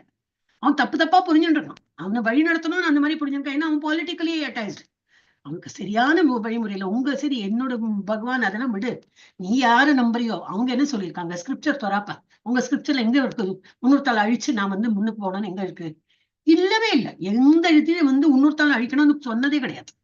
அப்ப ஏன் நீ அந்த மாதிரி பண்றன்னு எடுத்து சொல்றாப்புல. அது தவிர அதை விட்டுட்டு நீ அப்படி பண்ற, இதை நான் பாம்பு அடிக்கிறேன், ஐயோ அதுல நம்ம இது பசங்களும் கொண்டுடுவாங்க, இந்த இறந்து போயிடுவாங்க, இருக்கட்டும் பரவாயில்ல, அவன் அழிய போறான்ல பரவாயில்ல, அதுக்கு நம்ம என்ன பண்ண முடியும், நம்மளோட மனுஷனும் தான் இறக்கதான் போறாங்க அப்படின்னு அந்த மாதிரி லெவலுக்கு வந்துட்டோம் நம்ம. சோ கூறுவதில் தவறு. இதனால் தான் மற்ற நாடுகளை முற்றிலுமாக அழித்துவிடக்கூடிய கொடிய ஆயுதங்களை கண்டுபிடிப்பதில் விஞ்ஞானிகள் மும்முரமாக செயல்படுகின்றனர். இன்றைய பல்கலைக்கழகத்தின் மாணவர்களுக்கு அதே போல அப்புறம் என்னது பிரம்மச்சரிய வாழ்க்கை. அவங்க வந்து ஸ்டூடெண்ட் லைஃப்ல எப்படி இருக்கணும், பிரம்மச்சரியம். வாட் தே திங்க் பிரம்மச்சரியன், ஆஹா எனக்கு இன்னும் கல்யாணம் ஆகல, ஐ எம் grown up, நான் என்ன வேணா பண்ணலாம், ஏன்னா நான் கம் டு ஏஜ், ஒரு என்ன சொல்றாங்க, ஒரு அடல்ட்டும் இல்ல ஒரு அடலசென்ட், அந்த இதுல நான் என்ன வேணா பண்ணலாம், சிகரெட் ஊத ஆரம்பிக்கலாம், கள்ளு குடிக்க ஆரம்பிக்கலாம், ஐ எம் grown up, ஒரு மாதிரி மனசளவுல grown up, ஆனா grown up இல்ல, ரெண்டும் கட்டான். அப்ப ரொம்ப இது அந்த டீனேஜ் பருவம் வந்து ரொம்ப அவங்களுக்கு மனசு தோணும், எல்லாம் பெரியவாளா இருக்கிறா போல, எல்லாம் சொன்னபடி கேட்க மாட்டாங்க, எல்லாம் இருக்கும். ஆனா ரொம்ப டிஃபிகல்ட் பீரியட் அது. அப்ப என்னது, இன்றைய பல்கலை மாணவர்களுக்கு பிரம்மச்சரிய வாழ்க்கை. அந்த பிரம்மச்சரியன்னு என்னது, எல்லாம் கண்ட்ரோல்ல இருக்கணும், வாட் எவர் தே திங்க் இல்லையா, அவங்க எல்லாம் அப்படி எல்லாம் செக்ஷுவல் இதா இருக்கணும், எல்லாம் அட்ராக்ஷன் இருக்கும், எல்லாம் அந்த மாதிரி இருக்கும், எல்லாம் இந்த ஸ்பாட் எல்லாம் வரும். No, I should be calm, நான் இப்ப படிக்கிற ஏஜ், நான் எல்லாம் நல்லது எல்லாம் படிச்சு எல்லாம் அந்த பீரியட் படிக்கிற ஸ்டேஜ் எல்லாம் முடிச்சு ஆனப்புறம் தான் you should think of other. அப்போ இதெல்லாம் புஷ்ன்னு நிற்கும். அந்த புசுன ஆறுது வரைக்கும் அது ஒண்ணு ஆட்டம் போட ஆரம்பிச்சாங்கன்னா கெட்ட வழியில தான் போறான்னு அர்த்தம். அந்த டைம்ல என்னது, அந்த காலத்துல அதனாலதான் இந்த ஆசிரமம் என்னது, இது கோகுல கோகுலம் இது அப்பா என்னது, ஆச்சாரியோட வீட்டுல இருப்பாங்களே குருகுலம். குருகுலம் ஏன் அந்த மாதிரி கொடுத்தாங்கன்னா, கண்டிப்பா பகவான் இது ஒரு ஆசிரியரோட வீட்லயே இருந்து பராமரித்து அவர் கூடயே சாப்பிட்டு அவர் கூடயே இருந்து அவருக்கு அப்ப எங்க தப்பு தண்டகெல்லாம் வழியே கிடையாது. அவன் கரெக்டா இதெல்லாம் படிச்சு முடிச்ச விளையில போது எல்லாம் சாந்தமா இருக்கும். அந்த என்னது டீனேஜோட அந்த ஸ்பர்ட்லாம் நான் எல்லாம் தப்பு பண்ணிட்டேன், ஒன்னும் ஆகாது, கரெக்டா இருக்கும். சோ அந்த இதெல்லாம் அந்த காலத்துல இருந்தது, குருகுல பல்லு இதெல்லாம் இருந்தது. குருகுலம் போய் நம்ம வீட்லயே நம்ம எல்லாம் மேனேஜ் பண்ணும்போது எல்லாம் தப்பு தவிர்ப்பா நடக்கிறது. இன்றைய பல்கலைக்கழகத்தின் மாணவர்களுக்கு பிரம்மச்சரிய வாழ்வின் நெறிமுறைகளை பற்றிய உபதேசங்கள் வழங்கப்படுவதில்லை. இட் இஸ் ஸ்டூடெண்ட் லைஃப்ல you have to control all your emotions also. அந்த டைம்ல தான் நல்லா ஓங்கி வரும். ஆனா யூ ஹேவ் டு கண்ட்ரோல் இதெல்லாம் நம்மளை வந்து கீழ்பாதையில கொண்டு செல்லுன்னு சொல்லிட்டு அவனுக்கு சொல்லி கொடுக்கும். அவன் என்ன, அவளும் சேர்ந்துதான். இந்த காலத்துல அவளுக்கெல்லாம் வித்தியாசம், ஒரு அவன் சொல்ற ஒரு காமன் தான். It can be a male or a female. இப்பெல்லாம் பாக்குறோம் ஃபீமேல்ஸ் எல்லாம் ரொம்ப மோசம், அவங்களும் தம் அடிப்பாங்க, எல்லாம் அப்படி கேர்ள்ஸ் சேர்ந்தனால ரொம்ப மோசம். அது பாய்ஸ் கூட கொஞ்சம் பரவாயில்ல தோணும், அந்த கேர்ள்ஸ் அட்டுழியம் பண்ணுவாங்க. சோ அவர்களிடம் சாஸ்திர வார்த்தைகளும் நம்பிக்கை, சாஸ்திரத்துக்கும் நம்பிக்கை இல்லை, இது நம்பிக்கை இருப்பதில்லை. மத கொள்கைகள் வெறும் பெயருக்காகவும் புகழுக்காகவும் கற்பிக்கப்படுகின்றன, நடைமுறை செயல்பாட்டிற்கு அல்ல. சும்மா லேர்னிங். இப்ப பகவத்கீதா என்னன்னா, சர்டிபிகேட் கோர்ஸ் 18 days பண்ணியாச்சுன்னா அந்த சர்டிபிகேட் கிடைக்கும். அதுக்கு நம்ம பண்றது கிடையாது, நம்ம வாழ்க்கை சீரமைத்து நம்ம அது உட்கொள்ளறதுக்கு தான். அந்த மாதிரி படிச்சு, அர்ஜுனன் இப்படி சொன்னாரா, நானும் அது படிச்சு அந்த மாதிரி நான் வாழ பழகணும், இதுதான் நம்ம பகவத்கீதையில படிக்கிறோம். சோ இது நான் என்னது, எல்லாம் பேரளவில் தான் இதெல்லாம் படிக்கிறாங்க, பெரும் பெயருக்காகவும் புகழுக்காகவும் கற்பிக்கப்படுகின்றன, நடைமுறை செயல்பாட்டிற்காக அல்ல. எனவே சமுதாய மாற்றம் அரசியல் களத்தில் மட்டுமின்றி மதத்திற்கான களத்திலும் பகமை உணர்ச்சி காணப்படுகிறது. அப்போ யாருமே வந்து மனிதர்களை நல்லதா ஆக்கணும் அப்படின்னாக்கா ஆன்மீகம் கற்பித்தா போறோம். எல்லாம் நல்ல பசங்க தான், எல்லாருமே உள்ளூரை பார்த்தோன்னா எல்லாம் பகவான். என்ன சின்ன பையனா இருக்கும்போது என்ன கள்ளு குடிச்சோம் சிகரெட் குடிச்சுனா பெரியவன் நான் இல்லையே, ஏதோ ஒரு யாரு கூடயோ சங்கம் வச்சுனா யாரு கூடயோ ஒரு பேட் அசோசியேஷன்ல பண்ண ஆரம்பிச்சான். சோ எல்லாம் சின்ன பசங்களா இருக்கவரையும் நல்லாதான் இருந்தாங்க. அப்ப என்னது, அதெல்லாம் தடுக்கணும்னாக்கா ஆன்மீகம் தான் அதை பண்ண முடியுமே தவிர பாக்கியெல்லாம் ஒண்ணும் முடியாது. சோ பொதுமக்கள் அவித்யாவை வளர்த்த காரணத்தினால் உலகின் பல்வேறு பகுதிகளில் தேசியவாத கொள்கை வளர்ந்துள்ளது. என்னுடைய தேசம் உன்னுடைய தேசம், இதனால் சண்டை அது இதுன்னு வருது. இந்த சின்னஞ்சிறு பூமியானது வெறும் பௌதிக பொருட்களின் கலவை என்பதையும், இது பல்வேறு இதர கலவைகளுடன் இணைந்து அளவிட முடியாத வானில் மிதந்து கொண்டுள்ளது. இது ஒண்ணும் இல்ல, ஒரு வீட்டுக்கு நம்ம சண்டை போடுறோம். இந்த வீடு எங்க இருக்கு, அந்த தெருவுல ஒன் ஆஃப் த வீடு தான் அந்த தெருவு. என்னது இவ்வளவு தெருவுல நம்ம இதுல பார்த்தோம்னா, நம்ம சிட்டில பார்த்தா ஏதோ ஒரு தெரு, அதுல ஏதோ ஒரு வீடு நம்மளோட. அப்புறம் பார்த்தா ஹோல் ஸ்டேட், அப்புறம் whole India, whole country, whole continent, அப்படி விஸ்தாரமா போயிட்டு இருக்குன்னா பூமி வந்து ஒரு சிறிய புள்ளி தான். அதுவும் வருது 18 days கோர்ஸ்ல குழந்தைகளோட கிளாஸ் அட்டென்ட் பண்ணா இந்த சிறிய புள்ளி எதை குறிக்கிறது அப்படின்னு வரும் ஒரு கொஸ்டின். அந்த ஒரு ஸ்லைடே அப்படிதான் இருக்கும், எல்லாம் ஒரு ஒண்ணு சொல்லும் புதுசா வர்றதுகள்லாம். அடுத்த ஸ்லைட்ல போட்டிருக்கோம், இது நமது பூமி. அப்ப இவ்வளவு பெரிய கேலக்சில பூமி எவ்வளவு சின்ன ஒரு ஸ்பெக்கு தான், ஒரு சின்ன ஒரு டாட் மாதிரி தான். அதுக்குள்ள எவ்வளவு உள்ள போயிட்டு நம்ம வீடும் நம்மளும் இருக்கும். ஆனா நம்மளோட ஈகோ அண்ட் நம்மளோட ப்ராப்ளம்ஸ் எல்லாம் பார்த்தா பெரிய ஒரு அளவுல நம்ம வச்சுட்டு இருக்கோம்.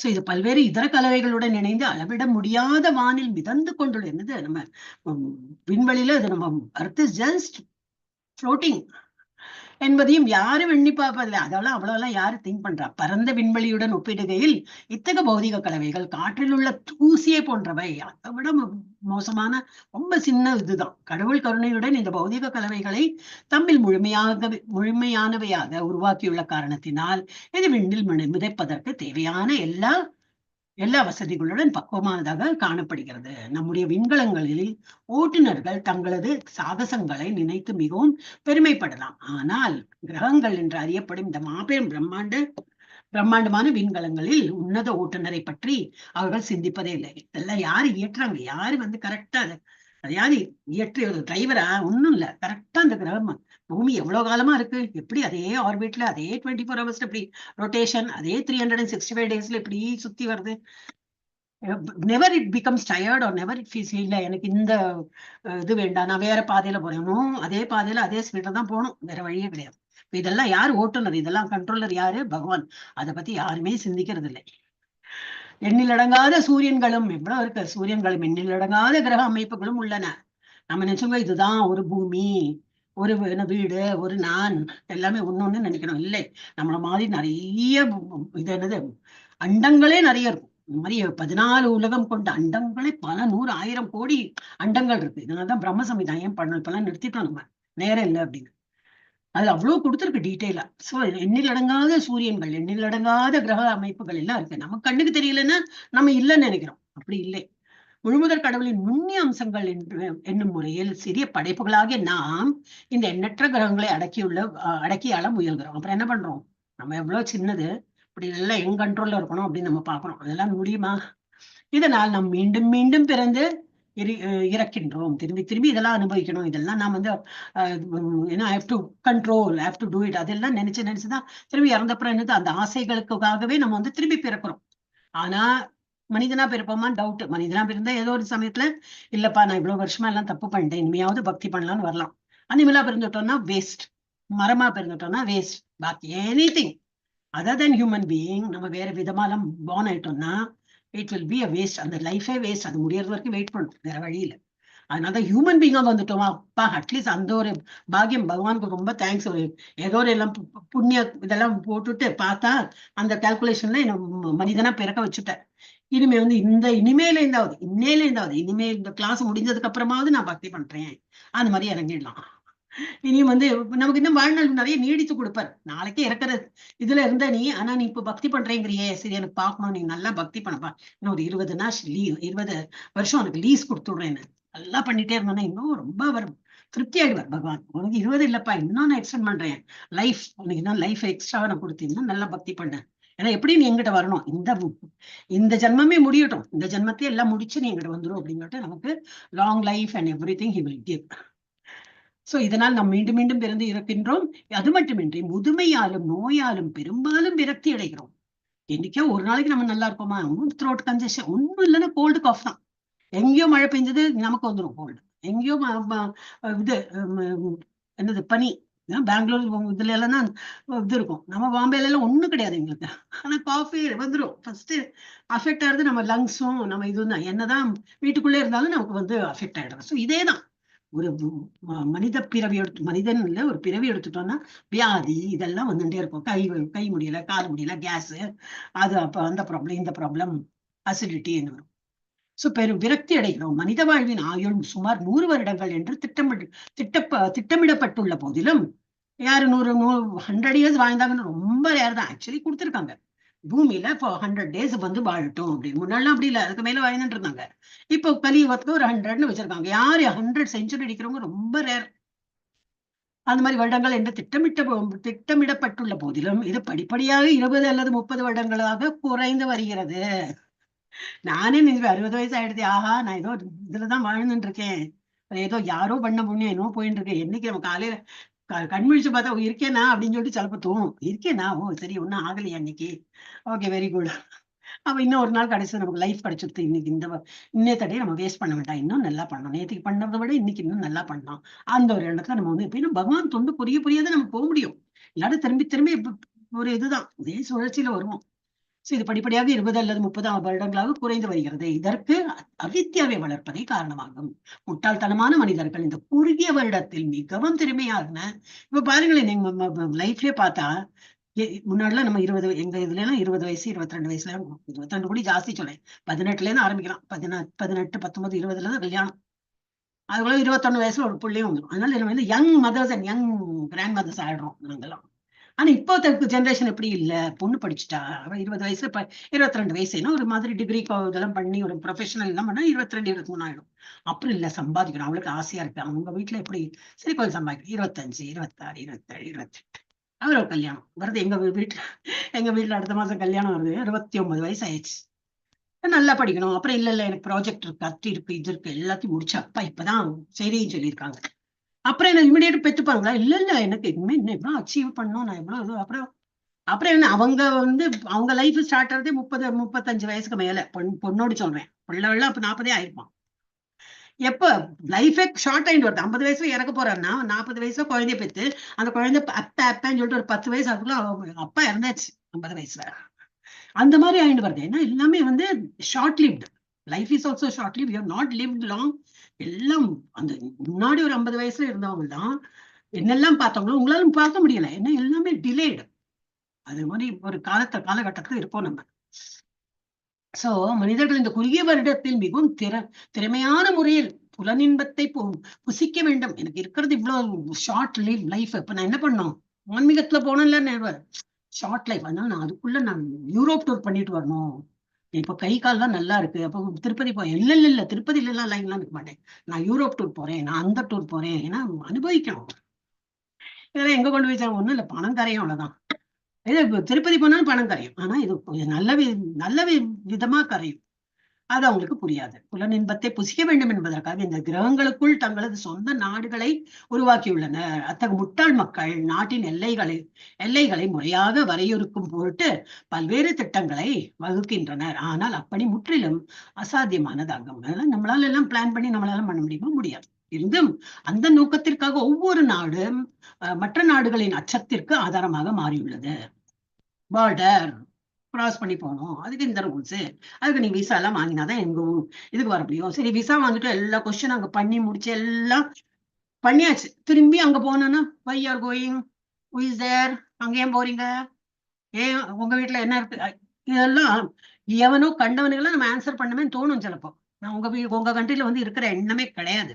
என் பையன் இருக்கான், கூப்பிட்டான், அதனால ஒரு 10 நாளைக்கு இருக்கலாம்னு சொல்லிட்டு வரேன், அவ்வளவுதான். அப்படின்னா சொல்லிடலாமான்னு சொல்லிட்டு கோபமே வரும் சிலப்போ. ஆல்ரெடி முடிஞ்சாச்சு, விசா எல்லாம் முடிஞ்சு எல்லாம் கையில வந்தாச்சு. அப்போ அங்க போச்சுன்னா ஏர்போர்ட்ல இதேதான் கொஸ்டின். அவங்க யாரும் எங்க கண்ட்ரி நீங்க வர வேண்டாம், எங்க வீட்டுல எங்க நாட்டுல எல்லாம் இருக்காங்க, நீங்க எந்த வரீங்க, உங்களோட இது இங்க வேண்டாம், எங்க நம்ம அவங்க கண்ட்ரில இருந்து நம்ம வேலைக்கு போயிட்டு அந்த மாதிரி பண்றோம்னு அவங்களுக்கு பயம். சோ இந்த எல்லாம் நீ வேற நான் வேற, எங்க வீட்டுல நான் நல்லா இருக்கேன், உங்க வீடு நீ, அதுதான் பார்டர். நடுவுல வந்து செவத்தை எழுப்பி அந்த மாதிரி. சோ ஒரு நாட்டின் ஆற்றலில் 50 விழுக்காட்டிற்கும் அதிகமாக ஆற்றல் பாதுகாப்பு பணிகளுக்காக. அதனாலதான் பாதுகாப்பு. அவன் எங்க எனிமி வந்துருவோம், கேர்ஃபுல், எல்லாம் ரெடியா நில்லுங்கப்பா. இந்த எக்ஸ்ட்ரா எம்ப்ளாய்மெண்ட். சோ அது அப்போ அதெல்லாம் இந்த கார்டு இதெல்லாம் தான். எங்க ஊர்ல எங்க இதுல இருக்கு, நாசிக் பக்கத்துல என்ன இடம், பேர் மறந்து, அங்க வந்து கதவே கிடையாது. சனி சிங்னாப்பூர், சனி பகவான் இருக்காரு அங்க. அந்த கோயில் இருக்கு. ஷிங்னாப்பூர்னு ஒரு கிராமம் இருக்கு. அங்க வந்து இதே கிடையாது, கதவே கிடையாது, தாப்பால விடுங்கோ. there is no door at all. அங்க யாரும் வந்து திருட முடியாது. திருடு நடந்து அப்படி ஏதாவது திருட்டு போச்சுன்னா அவன் வந்து உயிரோடய இருக்க மாட்டான். ஏன்னா சம்திங் ஏதோ இருக்கு. அது அந்த நம்பிக்கையோட அந்த ஊர்ல போலீஸ் இதுவும் கிடையாது, போலீஸ் ஸ்டேஷனே கிடையாது. இருக்கு எங்க இதுல நாசிக் இந்த இதுல ஷிரடி போற வழியில இருக்கு. சோ இந்த மாதிரி எல்லாம். சோ அந்த மாதிரி ஏதோ ஒரு 1-2 இருக்கலாம் வச்சுக்கோ. ஏதோ அந்த இப்போ அதிசயம் அப்படின்னு சொல்லிட்டு என்ன போட்டதுல அது போட்டிருந்தது. அதான் நினைவு வந்தது எனக்கு. சோ ஆனா மோஸ்ட்லி என்னது என் வீடு. இப்ப நம்மளே ராத்திரி படுக்கமே எல்லாம் பூட்டினியா, எங்க வெளியில போய் பூட்டினா இழுத்துப்பாரு, நல்லா பூட்டு இழுத்துப்பாரு. எல்லாம் பூட்டிருக்கோமா, கதவெல்லாம் சாத்திருக்கோமா, எல்லாம் பண்ணிருக்கோமா, எல்லாம் கேஸ் ஆஃப் பண்ணிருக்கோமா, லைட் ஆஃப், எல்லாம் ஒரு டென்ஷன் தான் நமக்கு. சோ வந்து அப்ப நாட்டை பொறுத்த வரைக்கும் என்னது, ஒவ்வொரு நாடும் மற்ற நாடுகளின் அச்சத்திற்கு ஆதாரமாகி உள்ளது. எங்க வந்துட்டான்னா நான் வெளியில போயிட்டு வரதுக்குள்ள என் நெய்பர் வந்து எங்க வீட்டுல உட்காந்து யாரு நீ எங்க வந்த கேட்டுடணும்னு பயம் நமக்கு. ஒரு நாட்டினுடைய ஆற்றலில் 50 விழுக்காட்டிற்கும் அதிகமான ஆற்றல் பாதுகாப்பு பணிகளுக்காக அர்ப்பணிக்கப்பட்டு வீணடிக்கப்படுகிறது. உண்மையான அறிவை வளர்ப்பதற்கு எவரும் விரும்புவதில்லை. என்ற போதிலும் பௌதிக மற்றும் ஆன்மீக அறிவில் மேம்பட்டிருப்பதாக மக்கள் பொய்யான பெருமிதம் கொள்கின்றனர். ஏதோ என்னவோ படிச்சு அதுதான் படிப்பு நினைச்சுன்னு அவங்க வந்து பெருமிதத்துல இருக்காங்க. பட் இதெல்லாமே அவங்க இருக்கிற நடப்பை பார்த்தாலே தெரியறது எவ்வளவு மோசமா அவங்க இருக்காங்க அப்படின்னு. இத்தகைய தவறான கல்வி முறையை பற்றி ஸ்ரீ ஈஷோபனிஷத் நம்மளை எச்சரிக்கிறது. இதுதான் வந்து தப்புன்னு சொல்லிட்டு அவங்கள cautioning, no this is not a right approach, இதுக்கு சரியான படிப்பு கிடையாது அப்படின்னு. உண்மையான அறிவை வளர்ப்பதற்கான அறிவுரைகளை பகவத்கீதை வழங்குகிறது.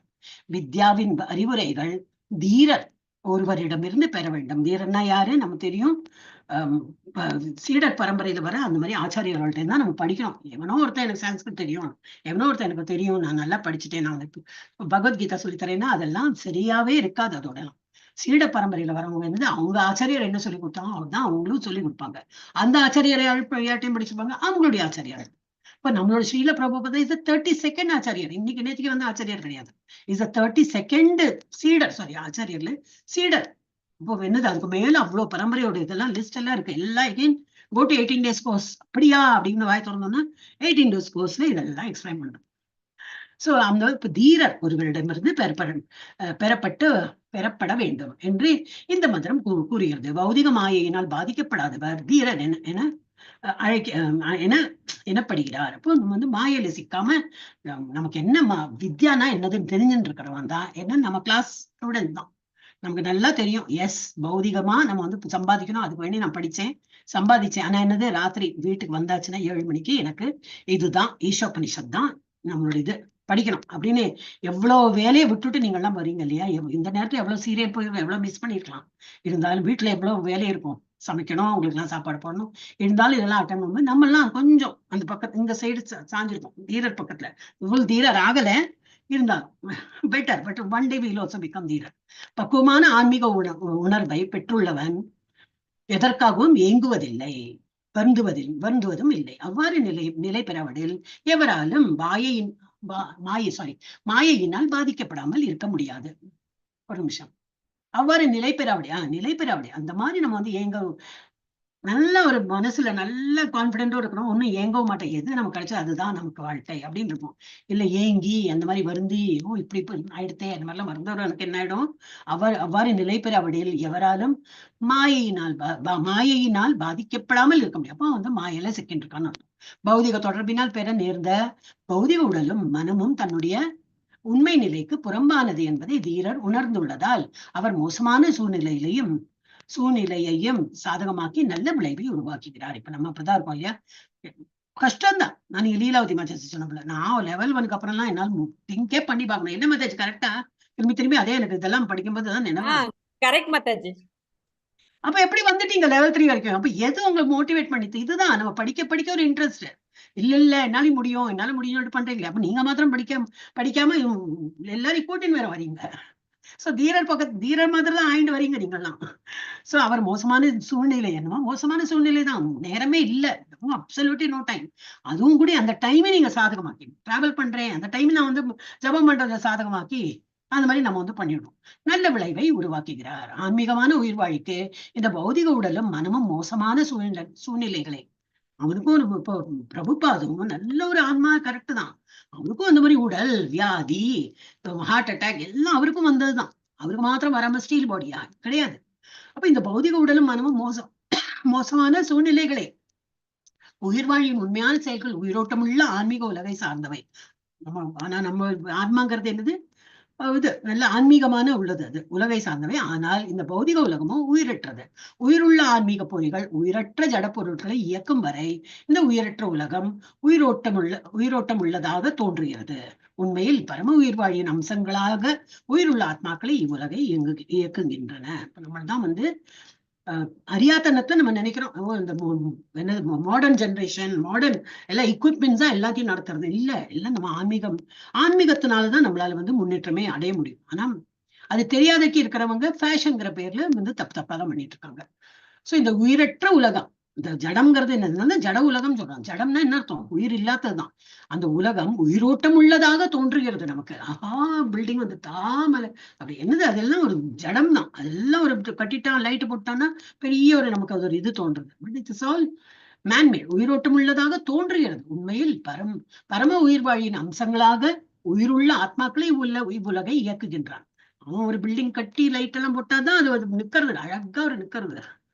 வீரர்கள் உயர்ந்த அதிகாரிகளிடமிருந்து செவியுறுவதன் வாயிலாக இவெல்லாம் உண்மைகளையும் தெரிந்து கொண்டு ஆன்மீக நியமங்களை பின்பற்றி இவற்றை உணர்ந்துள்ளனர். சோ வீரர்கள் தான் இதெல்லாம் புரிஞ்சுக்கலாம். அதீரர்களா இருக்கிறவங்க இது அதுலயே மயங்கிடுவாங்க. ஆஹா அப்படின்னு மயங்கிடுவாங்க. நமக்கு தெரியும் என்ன, இப்போ ஒரு நல்ல நிலநடுக்கம் வந்துன்னா எல்லாம் புடப்படப்படப்படா எல்லாம் கீழதான் இருப்பாரு. சோ வந்து வீரர்களா இருக்க நம்ம வந்து பிராக்டிஸ் பண்ணலாம். ஆன்மீக நியமங்களை பின்பற்றுவதற்கு உண்மையான ஆன்மீக உருவிடம் தஞ்சமடைய வேண்டும். தெய்வீக செய்தியும் ஆன்மீக நியமங்களும் ஆன்மீக குருவிடமிருந்து சீடனிடம் வருகின்றன. அந்த அறிவு அவித்யாயை கற்பிக்கும் அபாயகரமான முறையில் வருவதில்லை. கரெக்டான முறையில வித்யா தான் நம்ம வந்து படிக்கிறோம், அவித்யா நம்ம படிக்கிறது இல்லை. அப்ப கண்ணை மூடின்னு இவங்க என்ன சொல்றாங்களோ கேட்கலாம். அவங்களும் நம்ம கெட்ட வழிக்கு கொண்டு போக மாட்டாங்க. ஏன்னா தெய்வீக செய்திகள் ஆன்மீக சீட பரம்பரையில அவங்க சொல்லி கொடுக்குறாங்க. ஆன்மீக நியமங்கள் என்னது, குடிக்கணும், பண்ணணும், ஓ என்னத்துக்கு ஜபம்னோம்னா ஏதாவது ஆயிடுமோ, மைண்ட் அஃபெக்ட் ஆயிடுமோ அப்படின்லாம் நினைக்கவே வேண்டாம். மைண்ட்ல ஏதோ இருந்ததுன்னா அதையும் சரியாயிடும். அது மாதிரி சோ அந்த அறிவு அவித்யாவை கற்பிக்கும் அபாயகரமான முறையில் வருவதில்லை. உண்மையான ஆன்மீக குருவிடமிருந்து பணிவுடன் கேட்பதனாலேயே ஒருவனால் தீரனாக முடியும். அர்ஜுனனை உதாரணமாக எடுத்துக்கொண்டால் அவர் சாட்சாத் முழுமுதற் கடவுளான ஸ்ரீ கிருஷ்ணரிடமிருந்து பணிவுடன் செவியுற்றதால் தீரன் என்ற நிலையினை அடைந்தார். எல்லாரும் கொஸ்டின் கேட்டுதான் அவர் சொன்னதெல்லாம் கண்மூடித்தனமா எஸ் சார் அப்படின்னு கேட்கவே இல்லை. நம்மளும் கேட்கலாம், அது என்ன மாதாஜி அப்படியா, அது என்ன அப்படின்னா, ஓ அப்படியா எனக்கே தெரியாதுப்பா நான் கேட்கறேன் அப்படின்னு சொல்லிட்டு நான் வேற யார்ட்டே கேட்கலாம். சோ அந்த மாதிரி நம்ம வந்து கேட்டு புரிஞ்சுட்டுதான் அர்ஜுனன் அப்படிதான் இருந்தான். அவர் அதனால்தான் அவன் வந்து தீரர் ஆனான். அதே போல நம்மளும் என்ன பண்ணோம், பக்குவமான முறையில் செவியுற்று அண்ட் கேட்கும், தெரியாதது கேட்டு செவியுற்றதால் தீரன் என்ற நிலையினை அடைந்தார். எனவே பக்குவமான சீடன் என்பவன் அர்ஜுனனை போன்று இருக்க வேண்டும். அதான் பகவத்கீதை படிக்கும்போது நான் தான் அர்ஜுனன் நினைச்சுதான் படிக்கணும். அப்ப என்னுடைய அந்த மாதிரி சூழ்நிலையில தான் நான் எப்படி நம்ம வார்ஃபேர்ல அம்பு வில்ல வச்சு நிற்க வேண்டாம். நம்ம வாழ்க்கையே அது மாதிரி தானே இருக்கு, போராட்டமா தானே இருக்கு. சோ ஒரு சூழ்நிலையை நம்ம எப்படி வந்து மேனேஜ் பண்ணணும்னு சொல்லி கொடுக்குறது. ஆன்மீக குருவும் பகவானை போன்று சிறப்பானவராக இருக்க வேண்டும். Yes, that is also important. நீங்க வந்து அந்த இது இல்லையா பக்தி சதாச்சாரில வந்து நீங்க அது இந்த குருவை பத்தி எல்லாம் நிறைய உங்களுக்கு சொல்லி கொடுக்கும். எல்லாம் முடிச்சுட்டல சதாச்சாரம்லாம் உள்ள போயின்னு இருக்கா? கேட்கவே இல்லை. லெவல் 2ல நீங்க ஜாயின் பண்ணிருப்பீங்க இல்லையா? ஹரே கிருஷ்ணா. சோ ஆன்மீக குருவும் பகவானை போன்று சிறப்பானவராக இருக்க வேண்டும். அவரும் நல்ல நாலேஜபிளா இருக்கணும். இதுவே வித்யாவை வீரரிடமிருந்து கற்கும் வழிமுறையாகும். எடுத்துக்கலாம்.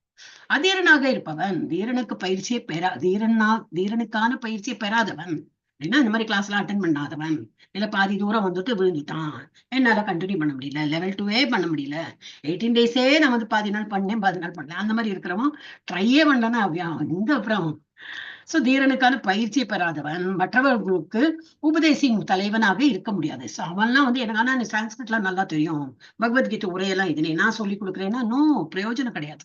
அவங்க கிட்ட படிக்கவும் கூடாது. பிரயோஜனமே இஸ் டிஃப்ரெண்ட். ஆனா முட்டாள் நம்ம என்ன நினைப்போம், என் நெய்பர் தான், எனக்கு நல்லா தெரிஞ்ச ஃப்ரெண்டு தான், அவங்க எக்ஸ்பிளைன் பண்றான், நான் போறேன், அவன் படிச்சுட்டான், அவனுக்கு சான்ஸ்கிரிட் தெரியும், அப்படியெல்லாம் நம்ம போகக்கூடாது. நம்ம எங்கேருந்து படிக்கணும், சரியான இந்த விதிமுறை, இது ஆச்சாரிய பரம்பரை அந்த இது அது அந்த மாதிரி இது யாரு சொல்லி கொடுக்குறோங்களோ அங்க இருந்து நம்ம படிக்கணும். வீரர்களை போன்ற பாவனை செய்யும் நவீன அரசியல்வாதிகள் உண்மையில் அதீரர்கள் ஆவார். அவங்கெல்லாம் வந்து தீரரா நினைச்சது எல்லாம் தெரியும் சொல்லிட்டு காட்டுவாங்க. ஆனா அப்ப அந்த மாதிரி இருக்கும், அவன் ஏன் வந்து இன்னமும் இதுல இருக்கணும், பாலிட்டிஷியனா இருக்கணும், ஓட்டு பேங்க், நான் வந்து ஃபேமஸ் ஆகணும், எனக்கு நல்ல சொத்து சுகம்லாம் இருக்கணும், என்னோட மனைவி மக்கள்லாம் நான் இறந்து போனாலும் எனக்கு அடுத்த பரம்பரை 10 பரம்பரை உட்கார்ந்து சாப்பிடுற நிலைமைக்கு நான் கொண்டு வரணும், அதுக்கு வேண்டியே இருப்போம். சோ அவ்வளவு அதீரர்கள். அவர்களிடமிருந்து பக்குவமான அறிவை எதிர்பார்க்க முடியாது. அவர்கள் காசு பணம் என்று தங்களது சொந்த ஆதாயத்தை தேடுவதிலேயே மும்முரமாக உள்ளனர். தன்னுடைய சொந்த இதுக்குதான். அவங்களெல்லாம் நம்பவே கூடாது.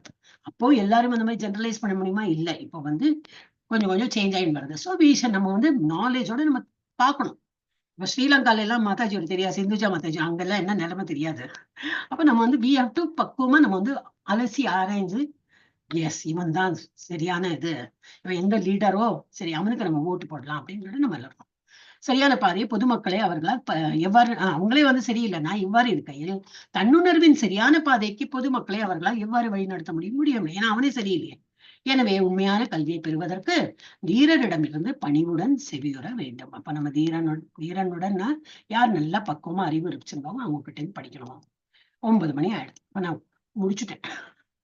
ஒரு சாப்டர் முடிச்சிடலாம்னு சொல்லிட்டு. ஓகே, ஹரே கிருஷ்ணா. இப்ப நம்ம முடிச்சிடலாம். வாஞ்சாகல்பதருभ्यश्च कृपा सिन्धुभ्यैव च पतितानां पावनेभ्यो वैष्णवेभ्यो नमो नमः. अनंतकोटि वैष्णव वृंद की ஜெய். எல்லாரும் தூங்கிட்டாங்க, இல்ல சாப்பிட்டு இருக்காங்க. अनंतकोटि जय. भक्त वृंद की ஜெய். प्रभुपाद की जय. ஜெய். आचार्य हरिदास ठाकुर की जय. हरे कृष्ण की जय.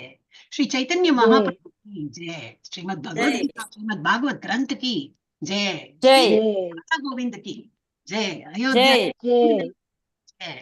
गौर प्रेमानंदे हरि ஹரி हरि. ஹரி போல். ஹரி ஹரி போல். யாருமே